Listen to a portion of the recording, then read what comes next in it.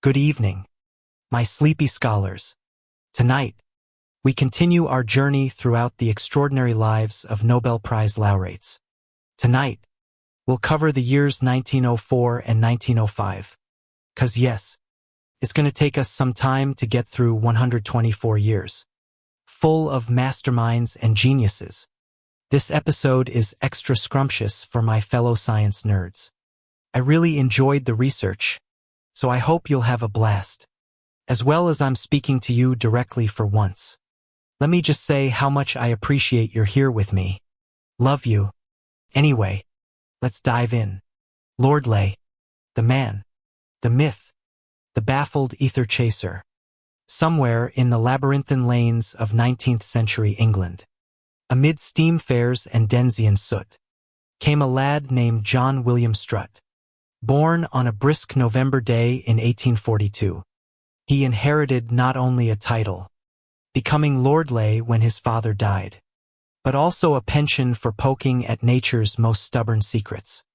While other kids were playing marbles or dreaming of riding horses, was already eyeballing the heavens, wondering just how sound waves behaved in the ether, that mystical substance people insisted filled the void. Let's back up. Before he was lordish and Nobelified, roamed Eton and Cambridge, where he wasn't just scribbling in his notes. He was raising eyebrows by turning laboratory benches into chaotic spectacles. Picture someone popping open glass tubes and demanding, "Show me how fast light travels."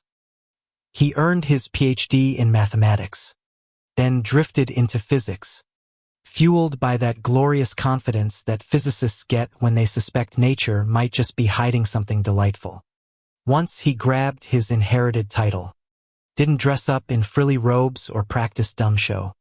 He dug into the depths of acoustics, optics, and gas behavior. You name an anomaly in wave or gas theory and he'd argue with it until it gave up. He discovered the noble gas argon. Yes, that baffling element that does absolutely nothing, and tossed it into the periodic table just to see if anyone noticed. Guess what? They noticed. In 1904, that marvel won him the Nobel Prize in Physics. Why? Because discovering a whole new class of elements lurking where nobody thought to check is kind of a big deal. But here's where it gets juicy. Lord Ley had this endless curiosity about simple things. Have you ever wondered what you're breathing? Well, he did. He developed methods for studying the physical properties of gases in the atmosphere. The air around us consists of several different gases. In case you didn't know, mostly nitrogen and oxygen. When he compared nitrogen extracted from air with nitrogen extracted from chemical compounds, he found that the nitrogen from air was heavier. He stroked his whiskers and concluded that the air must contain another previously unknown substance. In 1894, he along with William Ramsay succeeded in extracting the previously unknown element in pure form and in analyzing its properties. My favorite part is that they went for the name argon, which comes from a Latin word argos, meaning lazy or inactive, after they found that argon, bless him, is totally inactive and doesn't react with other elements. I've never related to something this much. Cheers to social anxiety. Look, you may be tempted to glaze over the whole argon thing as just another element. But here's the twist. Upended the comfortable assumption that air's composition was settled. He literally looked at what most people thought was filler, residual gas, and said, "That's not filler. That's a whole new family. Thank you very much." His work recalibrated our understanding of the atmosphere. But Nobel was just the tip. He served as president of the Royal Society, published seminal works, and mentored physicists who'd carry on his stubborn attention to detail. If you ever doubted whether a lord could be both grand and geeky, was your poster child. But hold on. He was not done. Around the same era, he was dabbling in acoustics. No, not teaching people how to sing, but the deeper mathematics of wave propagation. Waves, named in his honor, Describe surface seismic waves. Basically, if you live near an earthquake fault, thank or blame for understanding how those tremors spread. Waves travel along the free surface of an elastic solid such as the Earth. Their motion is a combination of longitudinal compression and dilation that results in an elliptical motion of points on the surface. Of all seismic waves, waves spread out most in time, producing a long wave duration on seismographs. He also pioneered what's now called scattering. Ray scattering occurs when light interacts with particles that are much smaller than its wavelength, like air molecules. These particles absorb the light and then remit it in different directions without changing its wavelength or frequency. Ever wondered why the sky is blue? Shorter wavelengths of light like blue and violet are scattered more strongly than longer wavelengths like red and orange. This means that when sunlight enters the atmosphere, the blue light is scattered in all directions, making the sky appear blue. That's right. Next time you choose blue in a PowerPoint, you owe a nod. If you picture as a tweed-clad hermit tinkering in a lab forever, well, you're mostly right. But he was also supplementing mere science with a dash of English gentility. He led an English upper-ass life. Residences, dinners, politics in the Royal Society, occasional pokes at industrial science policy. Behind the academic curtain, though he was fiercely methodical, not so much a social butterfly as a social microscope. Observing, analyzing, seldom joining conversations unless they led somewhere enlightening. And in a very Unvorian move, he encouraged scientific research for the sake of discovery, not just applications. Imagine telling your granny the point of math was fun, not just taxes and accounting. Yeah. He did that. Kind of a rebel. Let's be utterly clear. He didn't win a chemistry Nobel, though watchdogs occasionally wonder if argon should have slotted there. The 1904 Nobel in physics was for his discoveries in the densities of gases and atomic weights, which neatly ties back to argon. He quantified gas behaviors in ways no one had with precision and stubbornness. The committee got it. This wasn't trivia. It changed the fundamentals. Meanwhile, also wrote The Theory of Sound, 2 massive volumes that shaped acoustics for decades.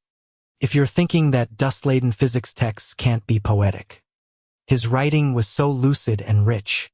Subsequent generations relied on it as if it were holy scripture for wave mechanics. Of course, in professor speak that would mean a lot of footnotes and mathematical rigor, but still clarity. So what does Lord mean for us? He teaches us to question assumptions like inhaling air without acknowledging argon is basically skipping one novel twist in the story of life. He shows that nerdy persistence pays. Isolating a noble gas sounds dull until you realize every neon sign and some noble gas lasers trace back to ignoring mere leftovers. He blended high theory with practical insight. Surface waves, earthquake research, scattering, color of the sky, fundamental yet everywhere. Lived to the ripe age of 84, passing away in 1919. He went out at a time when Europe was picking itself up after World War I. Imagine his last thoughts. Earth-shaking aftershocks, sky-colored sunsets, air full of nitrogen and oxygen, and that train-quiet argon he alone noticed. In death, the world carried forward his legacy.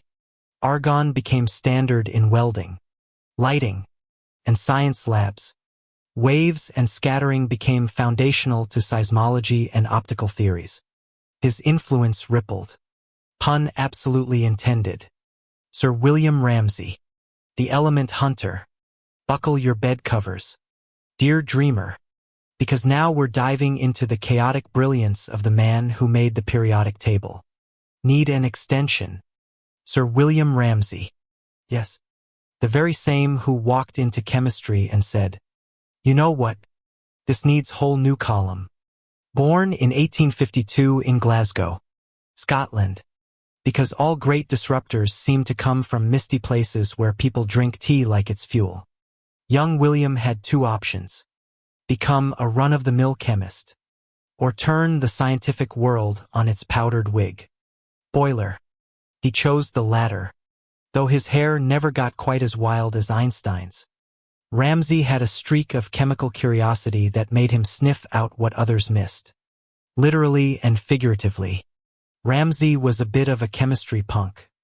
While most kids were busy not setting things on fire, Ramsay spent his time in his uncle's laboratory doing the exact opposite. And unlike some Victorian lads who studied for status, Ramsay was in it for the thrill of discovery. He slept through the University of Glasgow, earned a PhD in organic chemistry in Germany because British universities weren't spicy enough, and returned with one mission: make chemistry weird again. His early work was on organic compounds, explosive ones, the fun stuff. But fate had more inert plans for him.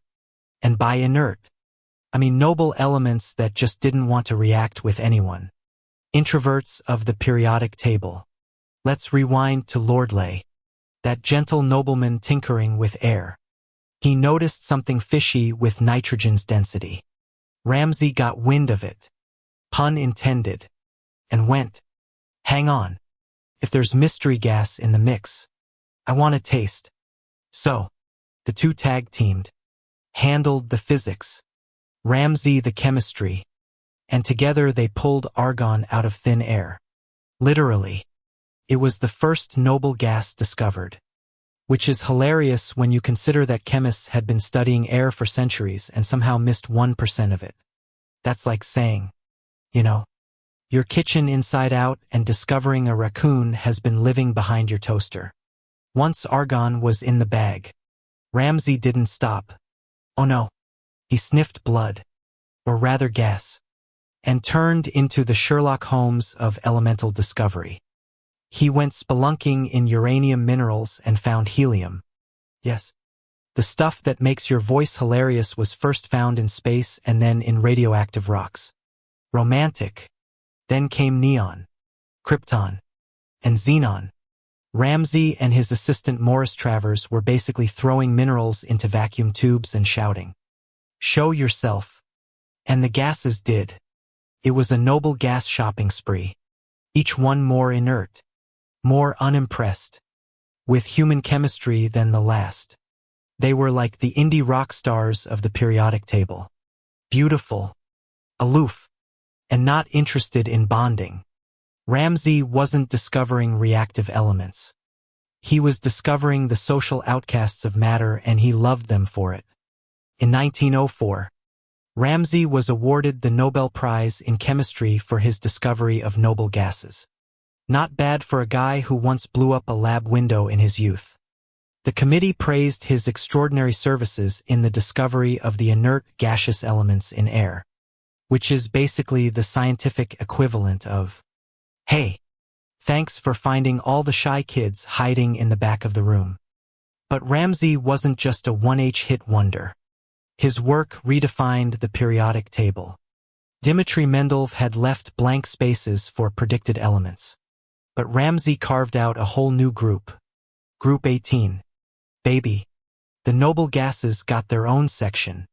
And chemistry teachers everywhere sighed in relief and frustration. More to memorize. But at least it made sense. Now, let's talk Ramsay the man. He was equal parts meticulous and mischievous. Known for his sharp intellect and sharper wit, he reportedly once claimed that chemistry was like detective work, except with more glassware and fewer corpses. He was also a mentor guiding younger scientists through the wilds of experimental chemistry like a Victorian Dumbledore. And yes, he had the mustache to match. He taught at University College London, where students adored him partly because he was brilliant, partly because you never knew when the lab might explode. Ramsay treated the lab like a playground. Dangerous, sure, but unforgettable. Ramsay passed away in 1916, but his work didn't. Every time you fill a neon sign, inflate a helium balloon, or use argon to weld something quietly and efficiently, you're breathing his legacy. Quite literally. In fact, his discoveries didn't just round out the periodic table. They expanded the way we think about chemical behavior. Ramsay taught the world that even the most unreactive substances matter. Sometimes it's the quietest things in the air that change everything. So tonight, as you drift into dreams, know that your every inhale contains whispers of Ramsay's work. And if you feel a little lighter, a little floatier, well, that's probably the helium. Ivan Pavlov, the man who made dogs famous, ready to salivate over science. Darling, because now we feast on the life of Ivan Pavlov. That's right, the guy whose name you can't say without someone barking. Conditioned response like they just discovered psychology at brunch. Now, before you roll over and snooze, let me tell you, Pavlov didn't start out as the dog whisperer of neuroscience. He was in fact aiming to be a priest. Yes, priest. Cue the organ music. Born in 1849 in Ryazan, Russia, Pavlov was raised by a devout family. His father was a village priest, and it was assumed Ivan would follow in his footsteps. The boy was groomed for theology, steeped in sermons and scripture, expected to one day deliver Sunday services. But Pavlov had a curious streak, a restless itch that couldn't be soothed by dogma alone. Then one day in a dusty corner of the seminary library, he stumbled upon the writings of Darwin and Stoivke. And bam, just like that, divine inspiration got sucker-punched by scientific inquiry. The gears started turning. The blood rushed to his brain and the heavens cracked open. Not with angels, but with equations, experiments, and a burning desire to know. So Ivan did what any self-respecting future scientist would do. He dropped the robes and picked up a scalpel. He enrolled at the University of St. Petersburg in 1870, where he devoted himself to natural science and physiology. There he studied under some of the biggest academic minds in Russia, absorbing everything from the physics of circulation to the chemical chaos of digestion. It wasn't glamorous. It wasn't divine.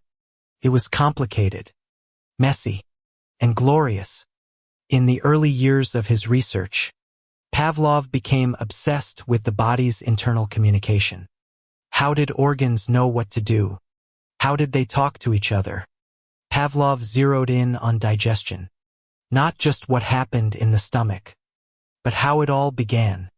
It wasn't just mechanical. He realized there were signals, neural ones, that triggered the gut to get to work. This wasn't theoretical musing. Pav got his answers the hard way. He performed hundreds of painstaking operations on dogs, developing surgical techniques that allowed him to create permanent openings, fistulas, in their bodies, so he could observe, measure, and collect digestive fluids in real time.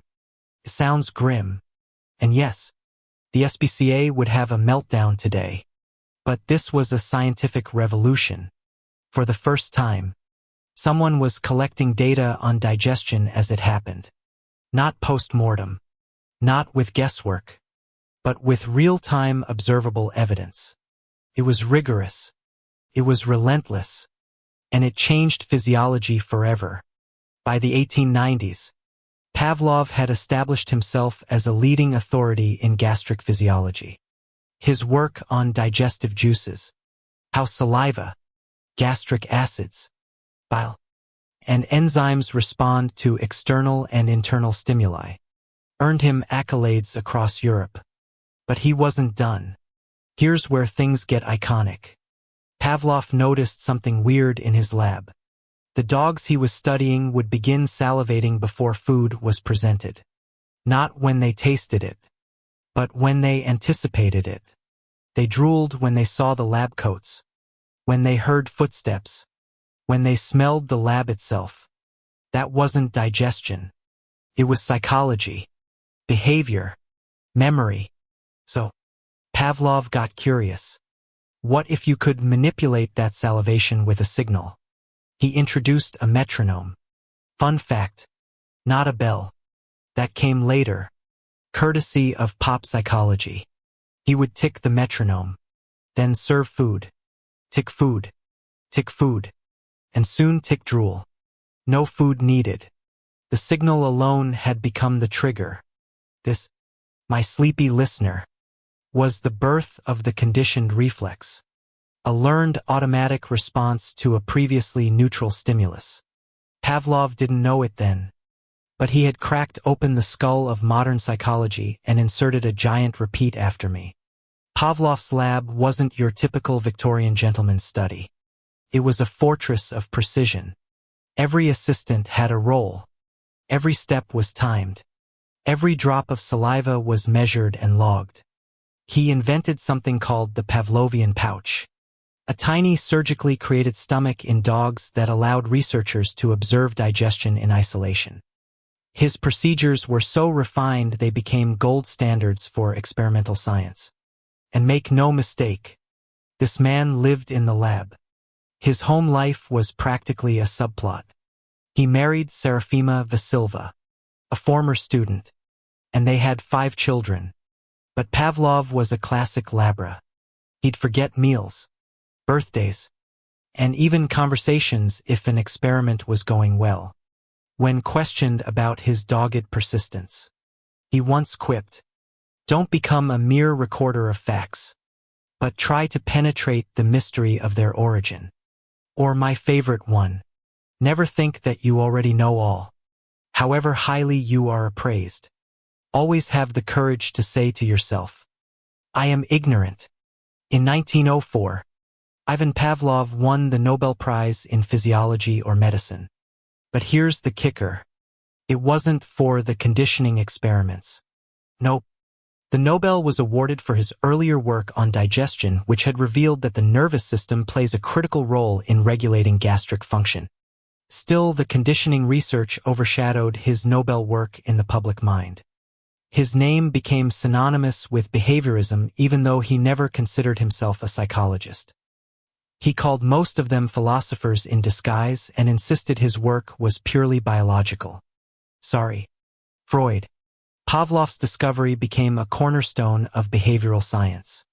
John Watson, the godfather of behaviorism, was inspired by Pavlov's work when he proposed that all human emotion was just a product of conditioned reflexes. B.F. Skinner would later expand on this with operant conditioning. The effects rippled out advertising, education, therapy, brainwashing, propaganda. Pavlov's work wasn't just about dogs. It was about the malleability of the mind. When the Russian Revolution came knocking in 1917, Pavlov didn't exactly throw flowers at Lenin's feet. He was openly critical of the Bolsheviks, their ideology, and their suppression of intellectual freedom. But Stalin, being no fool, realized Pavlov's scientific value and protected him. His lab was given generous state funding and left largely untouched.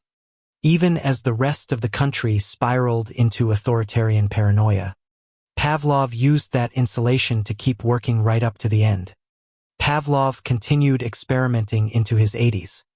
He expanded his work into conditioned emotional responses, applying his research to children, mental health patients, even soldiers suffering from trauma. He never stopped adapting, never stopped questioning. Even in his final days, Pavlov was science-forward. As he lay dying from pneumonia in 1936, he reportedly asked an assistant to document his physical symptoms for the sake of research. Imagine that your last breath spent in the service of data. Ivan Pavlov didn't just teach us about dogs.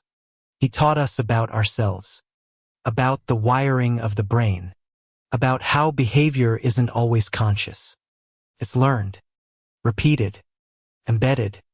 Every time you instinctively check your phone when it buzzes. Every time you salivate at the smell of popcorn. Every time you respond to a cue without thinking. That's Pavlov. That's the conditioned reflex in action. So as you drift off tonight, remember the man who taught us how deeply learning is wired into our nature, and that like Pavlov's loyal companions, We all respond in ways that reflect the signals around us. Sleep tight and don't drool on your pillow. Frederick Mistral, the poet who fought with words and rhymes. Now we abandon the world of beakers and barkers for something much more melodic. Poetry. But not just any poetry. We're talking about Frederick Mistral, the Nobel Prize-winning French wordsmith who made an entire language fashionable again. And no, not French. Occitan. That's right. This tale is about passion, poetry, and linguistic rebellion with a side of pastoral vibes. Frederick Mistral was born in 1830 in Mayenne, a sunny village in the Provence region of southern France. Picture olive trees, dusty roads, and the kind of fields that make painters lose their minds.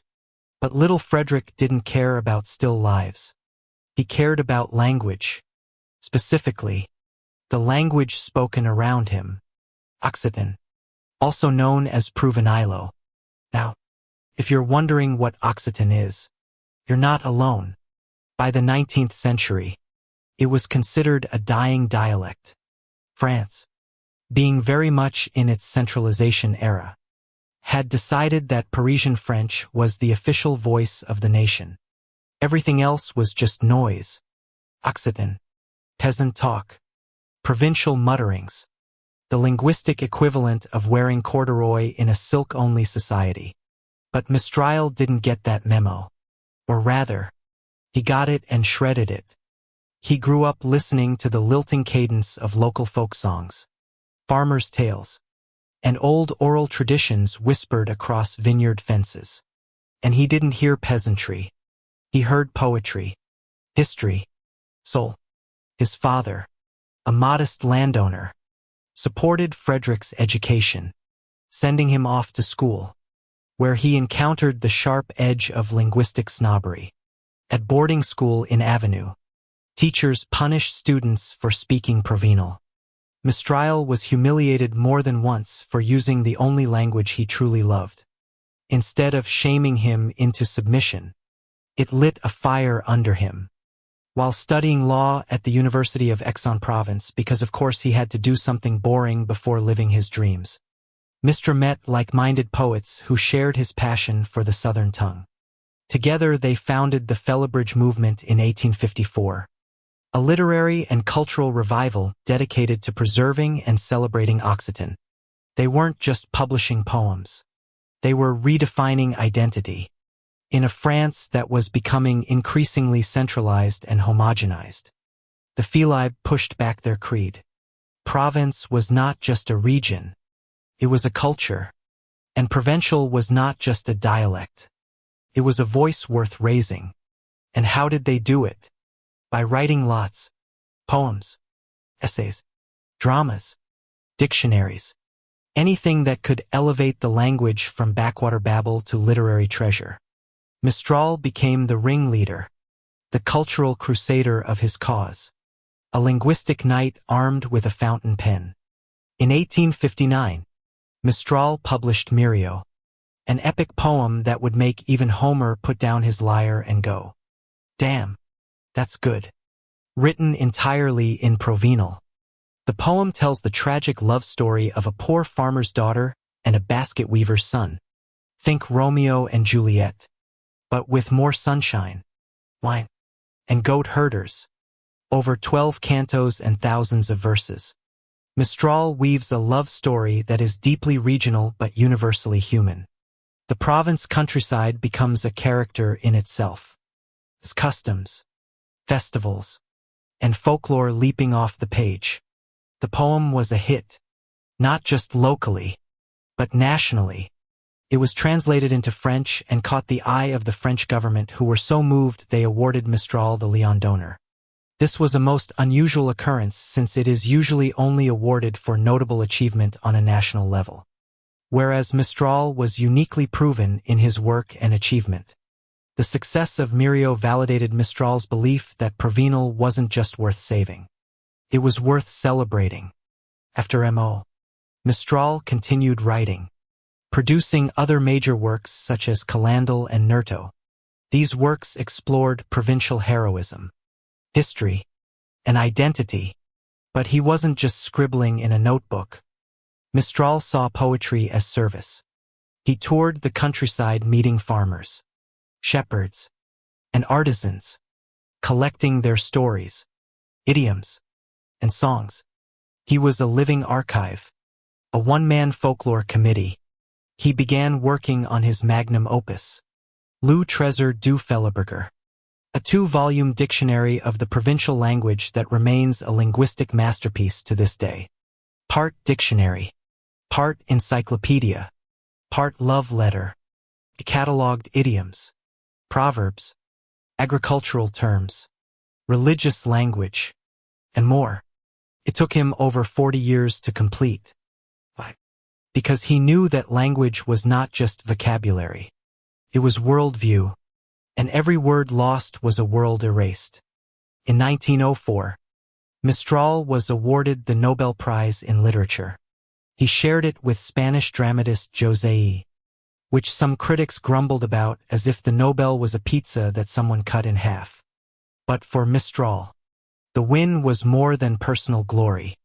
It was global recognition of his language, his land, and his literary rebellion. He used the prize money not to buy a villa or stockpile absinthe, but to fund the Musea Arlada, a museum dedicated to Provençal folk culture, crafts, and daily life, because that's who he was not just a poet but a cultural archivist, a man who understood that language is memory and memory is identity. He looked exactly like you'd expect a 19th century poet to look. Flowing beard, eyes full of dreams, and a wardrobe consisting entirely of wistful jackets. He spoke slowly, thoughtfully, often slipping into poetic cadence. Even in casual conversation, despite his fame, he remained deeply rooted in his homeland. He never moved to Paris. He rarely played the literary salon game. When asked why he stayed in Maya, he replied, "When the good Lord begins to doubt the world, he remembers that he created Provence." Mistral was also politically engaged, though not in the sense of campaigning or governing. His politics were cultural. He saw linguistic centralization as a form of colonialism. By reviving Occitan, he was reclaiming regional dignity. Frédéric Mistral died in 1914, just months before the world lost its collective mind in World War I. He was buried in his hometown among the olive groves and sunlit hills he had immortalized. His tomb bears an inscription in Provincial, "Not to us, Lord, not to us, but to your name and to our province give glory." Here lies the poet of Provence, and that he was not just a poet in the traditional sense, but a poet of place, language, and stubborn resistance to cultural erasure.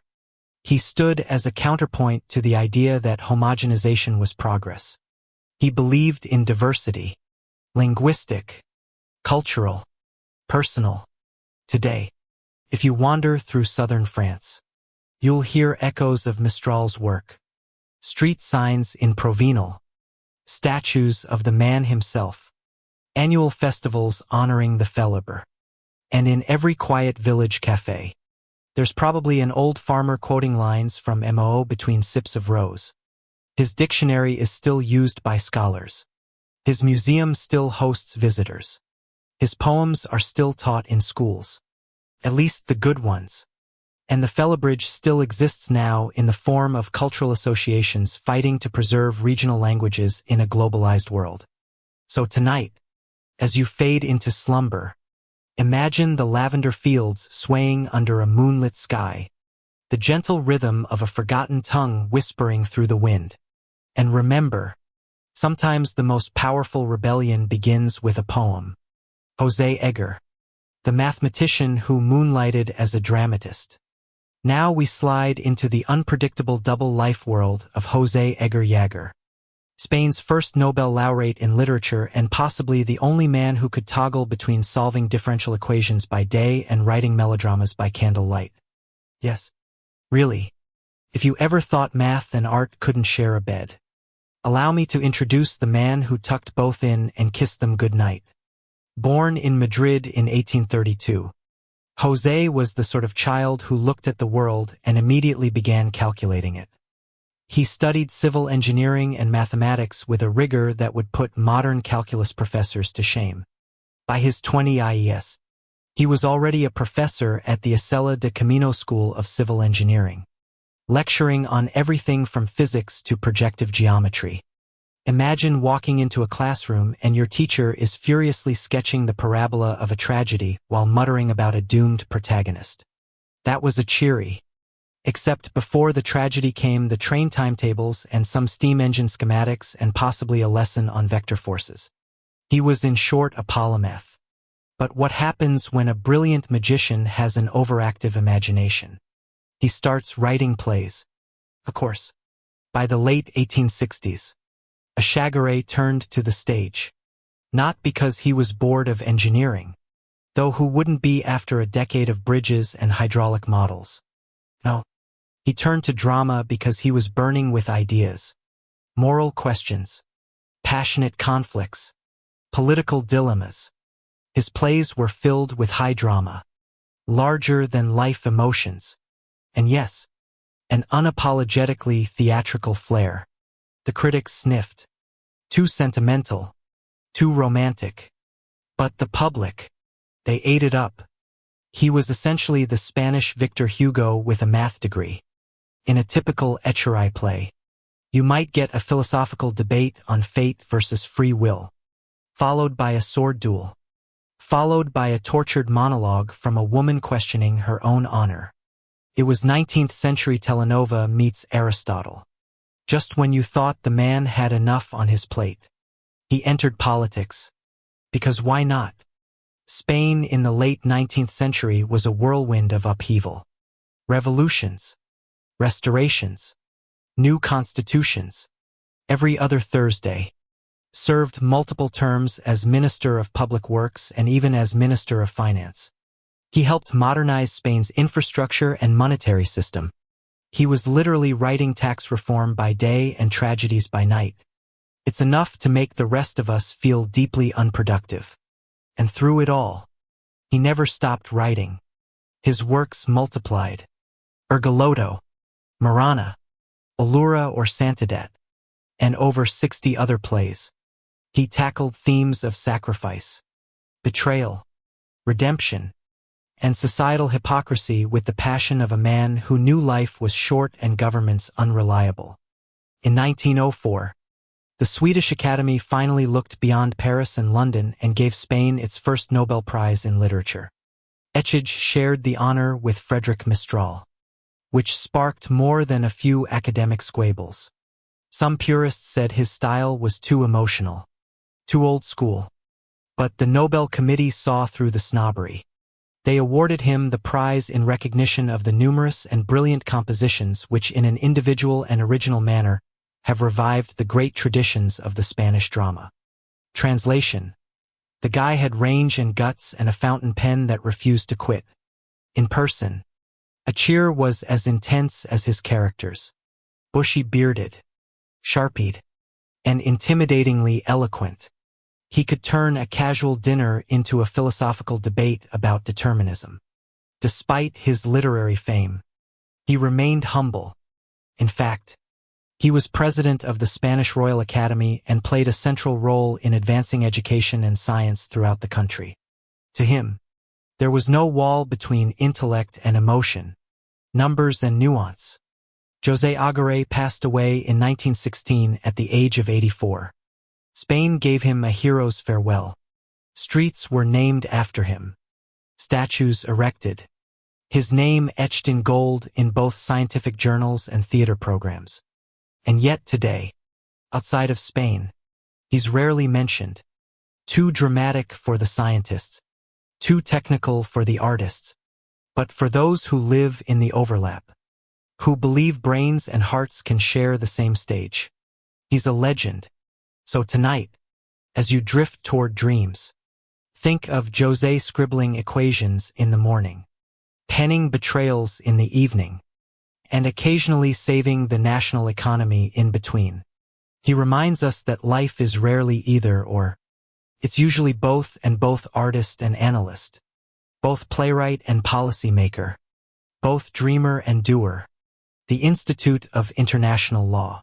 The Peacekeepers with Pens. This tale is a little different. No beakers.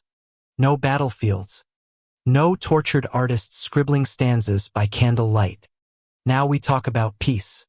Or more precisely, the stubborn, scholarly, ink-stained pursuit of it. Meet the Institute of International Law, the first organization to win the Nobel Peace Prize way back in 1904. These weren't just any lawyers. They were peace nerds, legal philosophers with dreams of a world where nations didn't solve problems with bayonets, but with articles, clauses, and footnotes. Sexy. Not exactly. Important. Hugely. The Institute of International Law, or Institut des International if you're feeling continental, was born in 1873 in Ghent, Belgium. It was founded by a bunch of legal scholars and diplomats who looked at the constant thrum of 19th century warfare and said maybe, just maybe, we could not keep doing this. Their ringleader, Gustav Mau, co-founder of the Red Cross, and Tobias Assa, an international law heavyweight. These weren't passive theorists. They were activists in waistcoats. Their mission was wildly idealistic: to develop, clarify, and spread principles of international law that could prevent war, protect civilians, and hold nations accountable. They weren't tied to any government. They weren't in anyone's pocket. They were independent, academic, and relentless. At the time, international law was a wild west of vague traditions and even vaguer enforcement. Treaties existed, sure, but there was no consistency, no playbook, no framework. Nations broke promises faster than your ex. After New Year's, the Institute aimed to change that. They published research, drafted proposals, and held sessions where top legal minds debated the big questions. What are the rights of neutral countries during wartime? How should prisoners of war be treated? What responsibilities do occupying powers have? They weren't just dreamers. Their work directly influenced the Geneva Conventions, the Hague Conferences, and pretty much every major step forward in humanitarian law. By the time the Nobel Committee gave them the Peace Prize in 1904, the Institute had been grinding away for 3 decades. Their ideas were slowly becoming international norms. The world was finally listening. Their prize citation honored its striving in public law to develop peaceful ties between nations and to make the laws of war more humane. It was a mic drop moment for the scholarly set. Proof that you didn't need armies to change the world. Just well-reasoned arguments and a stubborn refusal to let war be the default. The Institute met regularly to debate resolutions, often in beautiful European cities, that were, ironically, perfect for drafting rules about avoiding war. These weren't fluffy conferences. They were intense, multilingual, often marathon-length sessions where legal doctrines were dissected with surgical precision. But here's the twist. They had no enforcement power.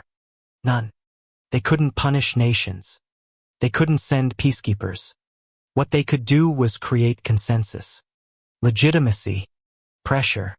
And guess what? That worked. Over time, their resolutions influenced how nations drafted treaties, how war crimes were prosecuted, how new international institutions were structured. The League of Nations, the United Nations, the International Court of Justice. All of them carry the Institute's intellectual fingerprints. Awarding the Peace Prize to the Institute was a message from Alfred Nobel's committee that peace isn't just won on battlefields. It can be written into existence quietly, persistently, through the tireless work of people who believe that international law isn't just theory. It's armor. Sure, the media didn't go wild. No ticker tape parade. Just a group of mostly white-haired men nodding politely and returning to their papers. But make no mistake, These legal nerds helped build the scaffolding of peace. The institute is still around, still independent, still publishing, still pushing for better frameworks in an era where cyber war, climate refugees, and multinational corporations have raised a whole new batch of questions. They don't always make headlines, but their influence is everywhere. In war tribunals, in human rights rulings, in peace negotiations. They laid the groundwork for believing that law can be a lever strong enough to move nations. So tonight, as you drift off, picture a room full of academics in stiff collars and pulsé glasses, passionately arguing over the phrasing of an article that might someday stop a war. Because peace doesn't always come with fireworks or parades. Sometimes it comes with patience, paragraphs, and people who believe the pen is mightier than the sword. Philip Leonard, The Shadow Behind the Spark. This bedtime biography takes a darker turn. So tuck in tight. We're diving into the life of Philip Leonard, the 1905 Nobel Prize winner in physics. A brilliant experimentalist who helped light the path to quantum theory before veering into ideological darkness. This one's complicated. Get comfy. Philip Edward Anton von Leonard was born in 1862 in what is now Slovakia, back when the Austro-Hungarian Empire was still a thing and Habsburgs were still plotting. He was the kind of kid who probably built contraptions out of spoons and scared the neighbors with homemade experiments. He studied physics in Budapest and Heidelberg, coming under the wing of the great Heinrich Hertz. Yes, that Hertz of electromagnetic fame. Leonard absorbed all things wave and particle. And by the 1890s, he was elbow deep in cathode rays. Those mysterious streaks of light zipping through vacuum tubes. He asked a deceptively simple question. What happens to cathode rays when they hit a solid barrier? And then he answered it brilliantly. In his most celebrated experiments, Leonard designed what came to be known as Leonard windows. Thin metal barriers inside vacuum tubes that let cathode rays escape into open air. Well, semi-open. This allowed him to study their properties more freely than ever before. He discovered that cathode rays could pass through certain materials, carried energy, and were affected by magnetic and electric fields, helping to show that these rays were actually streams of particles. This was foundational. It nudged the scientific world toward understanding the electron and eventually the structure of the atom. He also made early observations related to what we now call the photoelectric effect, a phenomenon that would later become a cornerstone of quantum physics. He published his findings meticulously, layering detail upon detail with the kind of rigor that made other scientists nod and mutter respect. He helped set the stage for the electron's discovery by J.J. Thomson and the eventual quantum revolution. The Nobel Committee finally handed him the gold in 1905, citing his work on cathode rays. But let's pause here, because here comes irony with a capital I. While Leonard laid the groundwork, it was Albert Einstein who explained the photoelectric effect in 1905. The very same year Leonard won the Nobel Prize. Einstein theorized that light itself came in packets, quanta, which explained why electrons were ejected from metal surfaces only when the light had a certain frequency. This wasn't just a better explanation. It was revolutionary. Leonard, he was not thrilled. At first, it was scientific disagreement. Then it became personal. As Einstein's theories on relativity and quantum mechanics rose in influence, Leonard dug in his heels. He clung to classical physics like a Victorian clings to lace. Newtonian mechanics was gospel. Relativity was blasphemy. And from there, things unraveled. In the 1920s and 30s, Leonard fell into ideological territory that was as dark as it was destructive. He embraced German nationalism with unsettling fervor and helped pioneer what became known as Deutsche Physik, German physics. This movement, cloaked in scientific respectability, was really a reactionary, racist, anti-Semitic backlash against modern physics, especially anything associated with Jewish scientists like Einstein. Born and Pauli, in his own words, just because a goat is born in a stable does not make him a noble thoroughbred. Leonard promoted the idea that physics should reflect national character. German physics, according to him, was concrete, practical, and intuitive. Jewish physics was abstract, theoretical, and decadent. Sound absurd. But it was also terrifying. He worked closely with Nazi ideologues to purge German science of Jewish influence. He praised Hitler as the savior of German intellect. He pushed for the dismissal of Jewish scientists, banned their theories from being taught, and elevated pseudoscientific dogma in their place. When the Nazis came to power, Leonard was appointed an advisor on science policy. He used his platform to institutionalize ignorance and drive some of the brightest minds of a generation into exile. Einstein obviously didn't stay quiet and initially attempted to respond to Leonard's attacks on his theory of relativity with humor. When you are courting a nice girl, an hour seems like a second. But when you sit on a red-hot cinder, a second seems like an hour. That's relativity. Later, he abandoned all pretense of patience and tolerance, labeling Leonard a really twisted fellow who must continue to do business with the monster until he bites the dust. In a letter to a friend, Einstein expressed his honest view of Leonard. His theories on the ether seem to me almost infantile, and some of his investigations border on the ludicrous. I'm very sorry that you must waste your time with such stupidities. So what do we do with a man like Philip Leonard? On one hand, his experimental techniques advanced the field. He improved our understanding of cathode rays, electrons, and radiation. His work helped unlock the secrets of the atom and eventually the electron tube, which led to television, radar, and more. On the other hand, his legacy is deeply tainted, not just because of his ideology, but because he actively tried to destroy progress in physics for racist and nationalistic reasons. He was brilliant and deeply dangerous. He used the authority of science to prop up political lies. He turned labs into battlegrounds for ideology. And in doing so, he showed how easily genius can be twisted by pride and fear. Today, you won't see his name celebrated much outside footnotes and historical analyses. He's remembered as an early pioneer and a cautionary tale. Leonard died in 1947, 2 years after the fall of Nazi Germany. He died disgraced, embittered, and scientifically sidelined. His brand of physics was obsolete. His ideology was exposed. The world had moved on, but his story still matters. It reminds us that science doesn't happen in a vacuum. Even if his cathode rays did. It happens in societies, and scientists are human, brilliant, flawed, fallible. So tonight, as you close your eyes and wander through fields of photons and electrons, remember that science is never just about discovery. It's about what we do with that knowledge and who we allow to lead. Let Leonard be a reminder. Brilliance isn't immunity, and integrity matters more than intellect. Sleep tight, my future physicists. Keep your minds open, your questions sharp, and your moral compasses calibrated.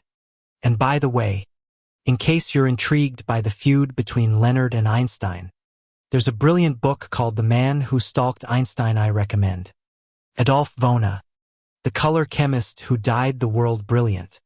Now, dear dreamer, we dip our brushes into the vivid world of Adolphe Von, the 1905 Nobel Prize winner in chemistry. A man who quite literally changed the way the world looked. Forget test tubes full of clear liquids. Von Bayer's legacy is color. Indigo, to be precise. That deep hypnotic blue you see on your favorite jeans. You can thank him for that. So let's throw on our metaphorical lab coats and dive into the rainbow. Johann Friedrich Wilhelm Adolph von Boye was born in Berlin in 1835, right into the heart of Prussian intellectual elite. His father was a military officer and artist. His godparents were the poet Adelby von Chamisso and the astronomer Friedrich Wilhelm Bessel. Adolf was basically destined for greatness and his mind sharp as a razor and curious to the core. As a child, Adolf was practically obsessed with experimentation. By 9, he had already synthesized a dye from the pigment of flowers. He kept a small lab in the family home and performed increasingly complex experiments, which often filled the house with strange odor and loud bangs. His parents miraculously didn't shut him down. They handed him more glassware. He studied chemistry under the legendary Robert Bunsen at H. Heilberg. Yes, of Bunsen burner fame, and later under Friedrich Kiel, the man who dreamed up the ring structure of benzene. In other words, Bayer trained with chemistry royalty. After receiving his doctorate in 1858, Bayer went on to teach at the University of Berlin before settling into a long and influential professorship at the University of Munich. There he built one of the most respected chemistry labs in Europe. In the mid-9th century, dyes were a big deal. The textile industry was booming, but natural dyes from plants, insects, and minerals were expensive, inconsistent and dull compared to what people wanted. Synthetic dyes, on the other hand, promised vibrancy, scalability, and an industrial revolution in color. This wasn't just about making fabrics pretty. It was about economics, national prestige, colonial influence. Color meant power. Faya zeroed in on indigo, a dye that had been used since ancient times. Indigo was exotic, revered and painfully difficult to produce. Derived from the indigofera plant, it required massive plantations and labor-intensive extraction processes. The demand was enormous, but the supply chain was clunky and colonial. Enter Vaughan. He believed the molecule could be made in the lab. He studied the natural substance, broke down its structure, and began devising synthetic routes. His experiments took years, occasionally decades. There were false starts, failed reactions, and journal entries filled with despair. But eventually, in 1880, he succeeded. Fona synthesized indigo. Of course, synthesizing a compound in a lab flask and producing it on an industrial scale are two very different things.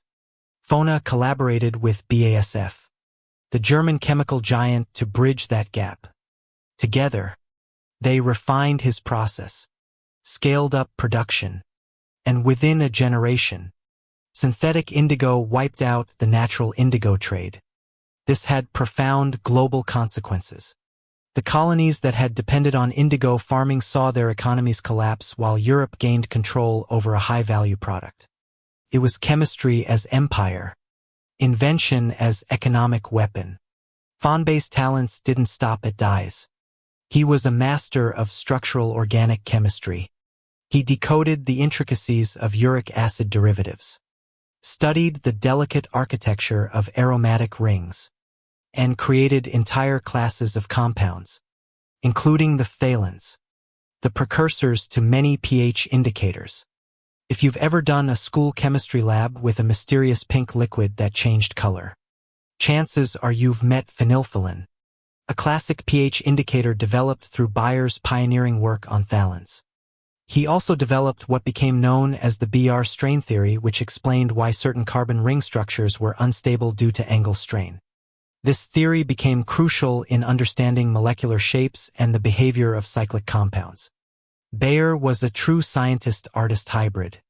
He believed that molecules had a logic, a rhythm, a symmetry. Understanding them wasn't just math. It was aesthetic. By the time the Nobel Prize in Chemistry was awarded to him in 1905, von Baer had already spent half a century shaping modern chemistry. The award cited his advancement of organic chemistry and the chemical industry through his work on organic dyes and hydroaromatic compounds. It was richly deserved. His influence stretched across disciplines from textile chemistry to pharmaceuticals to material science. But perhaps his most enduring contribution was how he trained and inspired the next generation of chemists. He wasn't just a brain in a lab coat. Bayer was charming, patient, and generous with his students. He had a soft spot for good conversation and sharp debate.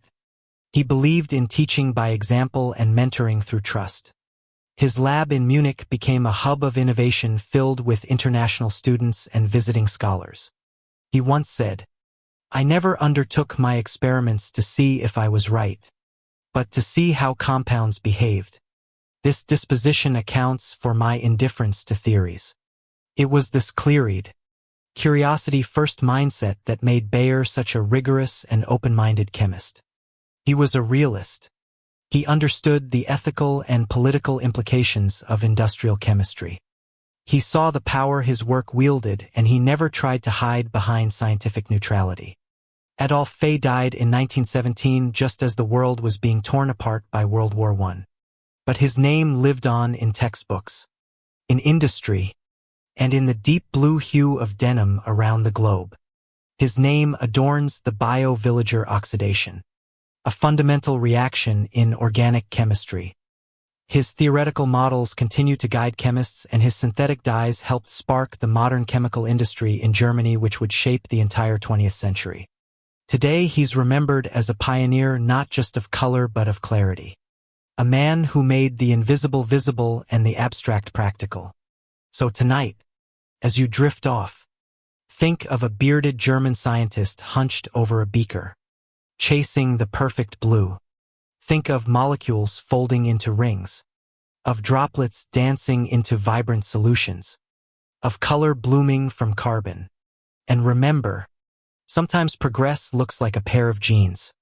Sometimes beauty starts in a test tube, and sometimes the future is written not in code but in chemistry.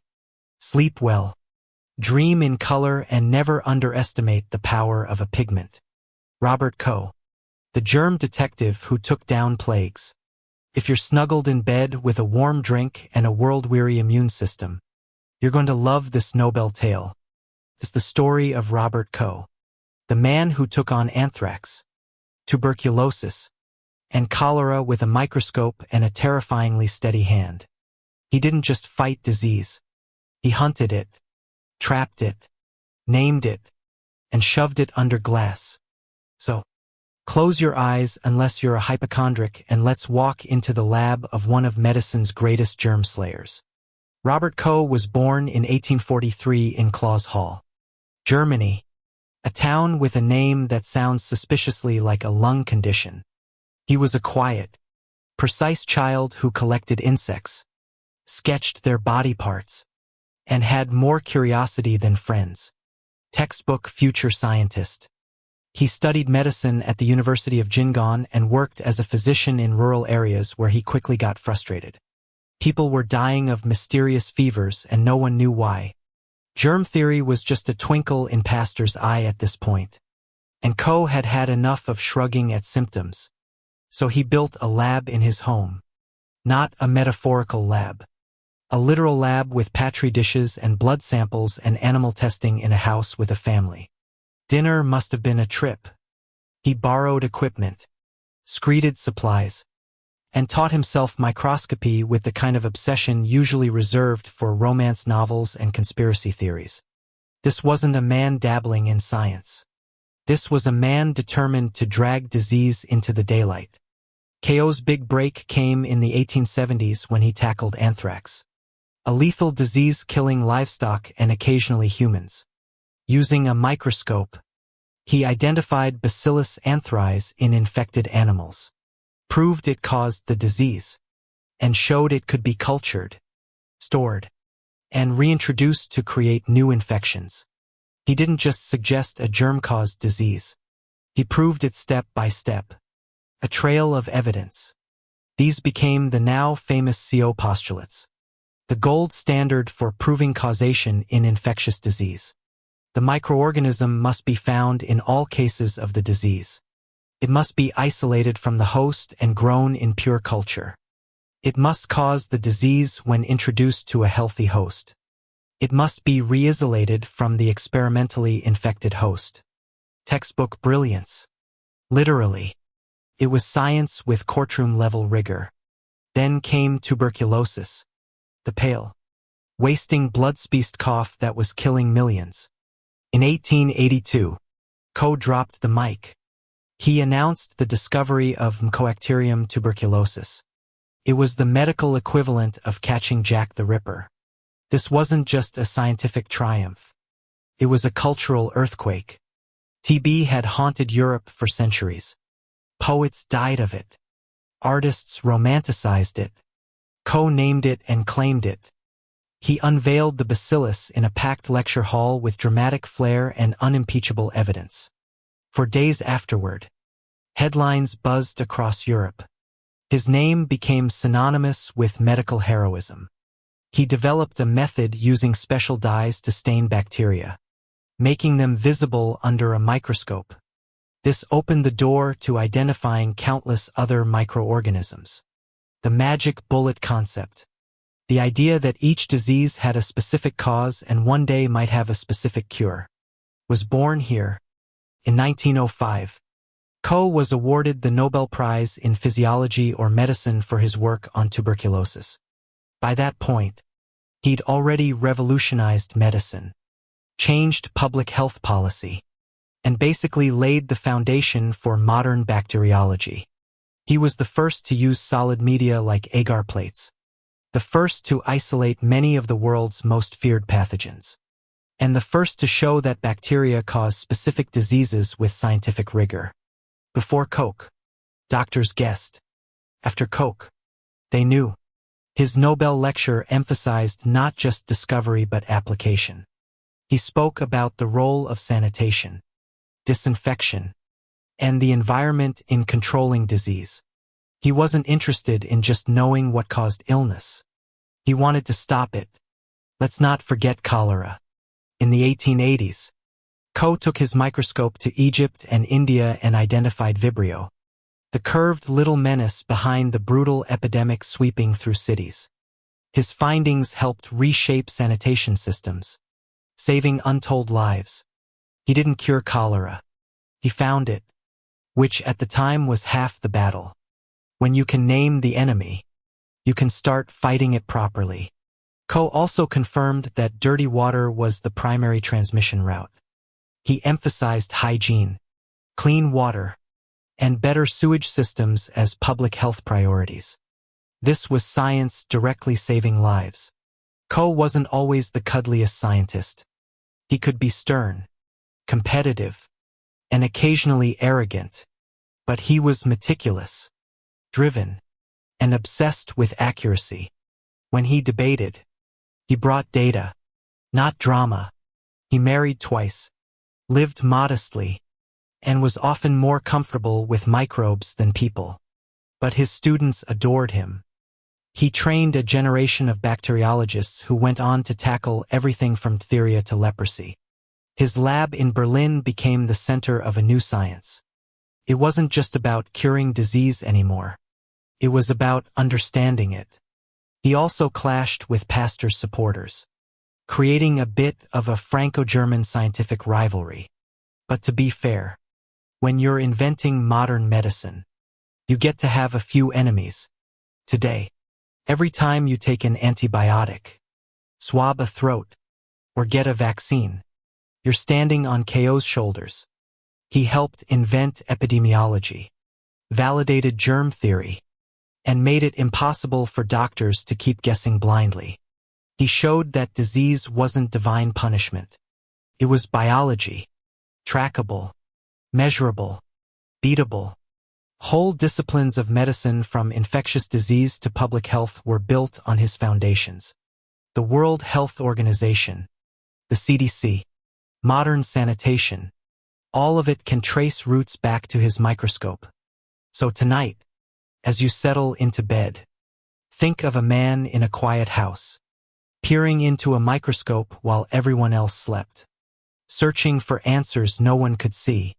Because sometimes the greatest battles are fought not on battlefields, but on glass slides.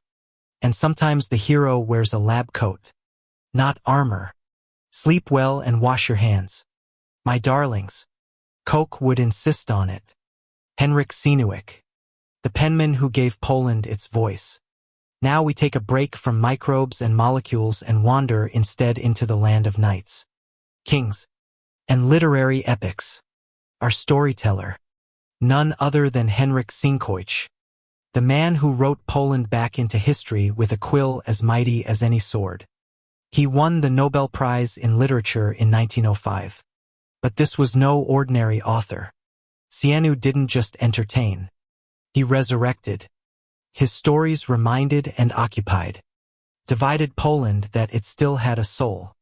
And honestly, he did it with flair. So grab a goblet or just your favorite blanket and journey with me through noble deeds, burning cities and sentences that saved a nation. Henryk Sienkiewicz was born in 1846 in Waller-Okazeska, then part of the Russian partition of Poland, which meant he was born Polish in a country that officially didn't exist. Thanks to a trio of imperial neighbors, Russia, Austria, and Prussia, Poland had been carved up and wiped off the map. That meant young Henryk grew up in a land with no name under rulers who didn't want Polish history, language, or culture to thrive. But thrive it did, in secret, in whispered stories, in smuggled books, in fireproof patriotism. Henryk started writing early and studied literature and history at the University of Warsaw. He wrote journalism to pay the bills and soon discovered that his true gift wasn't commentary. It was narrative. Sienkiewicz saw literature not just as art, but as resistance. Poland had no government, no army, no official flag, but it had stories. So he decided to write them big, sweeping, impossible to ignore ones. Stories that would remind Poles of their heroic past, their cultural identity, their worth. He launched his literary mission with the historical trilogy With Fire and Sword, 1884, The Deluge, 1886, and Fire in the Steppe, 1888. The last of which was originally titled Pan Ładodziowski in Polish and sometimes appears in English under that name or as Sir Michael. These epic novels were set in the 17th century Polish-Lithuanian Commonwealth packed with jewels, sieges, invasions, and honor codes. They were part swashbuckler, part love letter, part national therapy. They became instant bestsellers. Poles read them hungrily, sometimes aloud in families as a defiant act of cultural preservation. And they weren't just popular at home. Sienkiewicz found an international audience, too. His books were translated and praised across Europe. In 1896, Sienkiewicz published what would become his most famous work, Quo Vadis, a historical novel set in ancient Rome during the reign of Emperor Nero. It tells the story of early Christians persecuted for their beliefs. It was dramatic, vivid, moral, and cinematic long before that was a thing. Think torches, lions, and conscience. Quo Vadis was a publishing sensation. It was translated into over 40 languages and made Sienkiewicz a household name. Critics were stunned. Readers wept. Even the Pope approved. And underneath the Roman plot was a barely hidden message. Imperial power can never fully crush the human spirit. A subtle but clear message to Poles and anyone else living under foreign rule. In 1905, Henryk Sienkiewicz received the Nobel Prize in Literature because of his outstanding merits as an epic writer. But everyone knew what it really meant.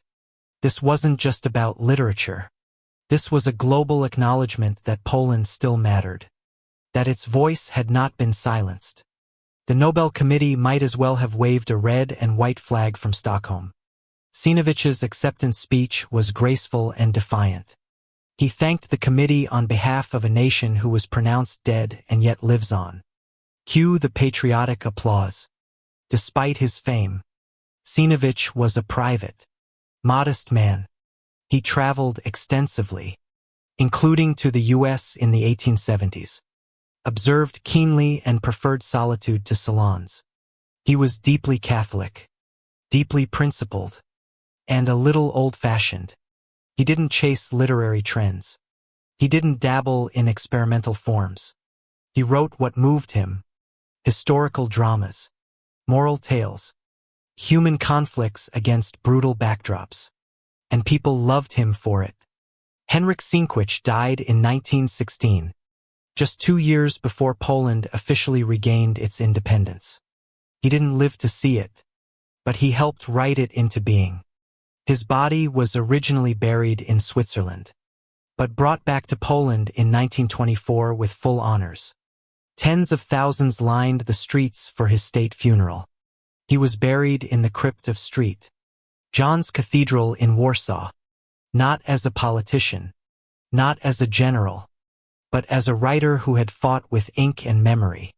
Today, Sienkiewicz is considered Poland's literary patriarch.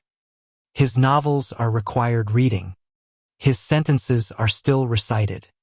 His works have been adapted into films, TV series, plays, operas, and comic books.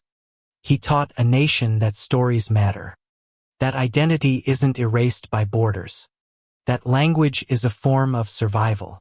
So tonight, as you drift into sleep, think of a man bent over his desk, ink-stained fingers, scribbling scenes of hope and heroism while his homeland slept under foreign rule. And remember, sometimes the loudest rebellions come in the form of a well-written book. Bertha von Suttner, the Baroness of Peace. This Nobel Law is dedicated to a woman who changed the course of history with her pen, her voice, and her unrelenting belief in peace. Meet Bertha von Suttner, the first woman to win the Nobel Peace Prize and the one who arguably helped inspire its very creation. A baroness turned activist, a novelist turned revolutionary, a pacifist in an age of sabers and mustaches. Buckle up, because Bertha didn't come to play. She came to disarm the world with words.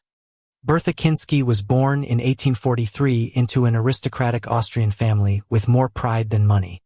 Her father, Count Franz Kinsky, a field marshal in the Austrian army, died before she was born. Her mother, a colorful gambler with a taste for high society and expensive drama, tried to hold on to her noble status despite dwindling funds. Bertha was intelligent, multilingual, and famously stubborn. She read voraciously, spoke French, German, Italian, and English, and had a deep love for music and literature. Her aristocratic upbringing gave her access to salons and circles of influence. But she never truly fit in. She was too curious, too opinionated, too engaged. Her family expected her to marry well and retire into polite irrelevance. Instead, she became a governess to the wealthy Suttner family in Vienna. And that's when things got messy. She fell in love with Arthur Suttner, the much younger son of the household. Naturally, this caused a scandal. She was dismissed, humiliated, and cut off. So, Bertha being Bertha, she packed her bags and left. She went to Paris, answered a strange newspaper ad, and took a job as a secretary to Alfred Nobel. Yes, the Alfred Nobel. Bertha worked briefly for Nobel, but the two formed a lasting friendship.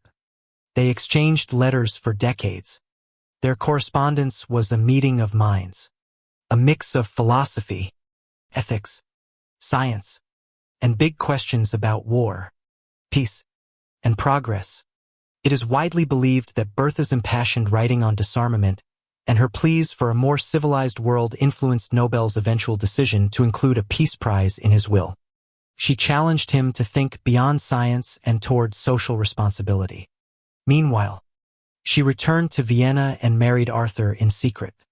The couple lived in Georgia, the country, not the state, struggling financially, writing for survival. But the hardship only sharpened her purpose. In 1889, Bertha published her defining novel, Daphne, Lay Down Your Arms. It was more than a book. It was a movement. The novel follows Martha Alaus, an upper-ass Austrian woman who experiences the horrors of war firsthand. Losing family members, suffering through conflicts, and awakening to the futility of violence. It was raw, emotional, unapologetic. The book hit a nerve. It became an international bestseller, translated into dozens of languages, and was a foundational text for the peace movement. Schools read it. Politicians noticed it. Clergy preached it. It was revolutionary, especially coming from a woman, especially in a world that romanticized war as honor and heroism. Bertha tore through that illusion. She showed war for what it was: grief, waste, and preventable tragedy. Buoyed by the novel's success, Bertha became a full-time activist. She co-founded the Austrian Peace Society and began attending peace congresses around Europe. She didn't just speak. She commanded attention. She gave speeches in multiple languages. She wrote tirelessly. She criticized military spending, nationalism, imperial aggression, and the arms race. She fought against the widespread belief that war was inevitable, natural, or even necessary. To Bertha, that idea was the enemy. In 1899, she attended the First Hague Peace Conference, a gathering of diplomats from around the world aimed at reducing arms and creating mechanisms for peaceful conflict resolution. Bertha, of course, was there unofficially. She wasn't invited, but she came anyway. She lobbied. She published. She pressured the delegates, and people listened. In 1905, Bertha von Suttner became the first woman awarded the Nobel Peace Prize. The citation honored her for her audacity to oppose the horrors of war, a recognition not just of her activism, but of her courage to confront violence with unwavering conviction. It was a full-circle moment. A woman who had once worked for Nobel, who had helped shape his vision, now received its highest honor. She used her acceptance to double down. She didn't gloat. She galvanized. She saw the award not as a recognition of the past, but as fuel for the future. More speeches, more essays, more urgent pleas to the nations of the world to walk away from the cliff. Bertha wasn't a saint. She had critics. Some dismissed her as sentimental. Others saw her aristocratic roots as hypocrisy. Some pacifists thought she was too political. Some politicians thought she was too radical. She didn't care. She kept writing. She traveled relentlessly. She believed in international law, human rights, disarmament, and education. She argued that peace was not an ideal. It was a policy, practical, survivable policy. And through it all, she stayed elegant, witty, and unrelentingly sharp. Bertha von Suttner died in June 1914. A few weeks later, Archduke Franz Ferdinand was assassinated. The world cracked open. Europe plunged into war. Everything she warned about came true. But her words endured. Her life became a symbol. Her writings helped inspire the creation of the League of Nations and later the United Nations. Peace organizations still quote her.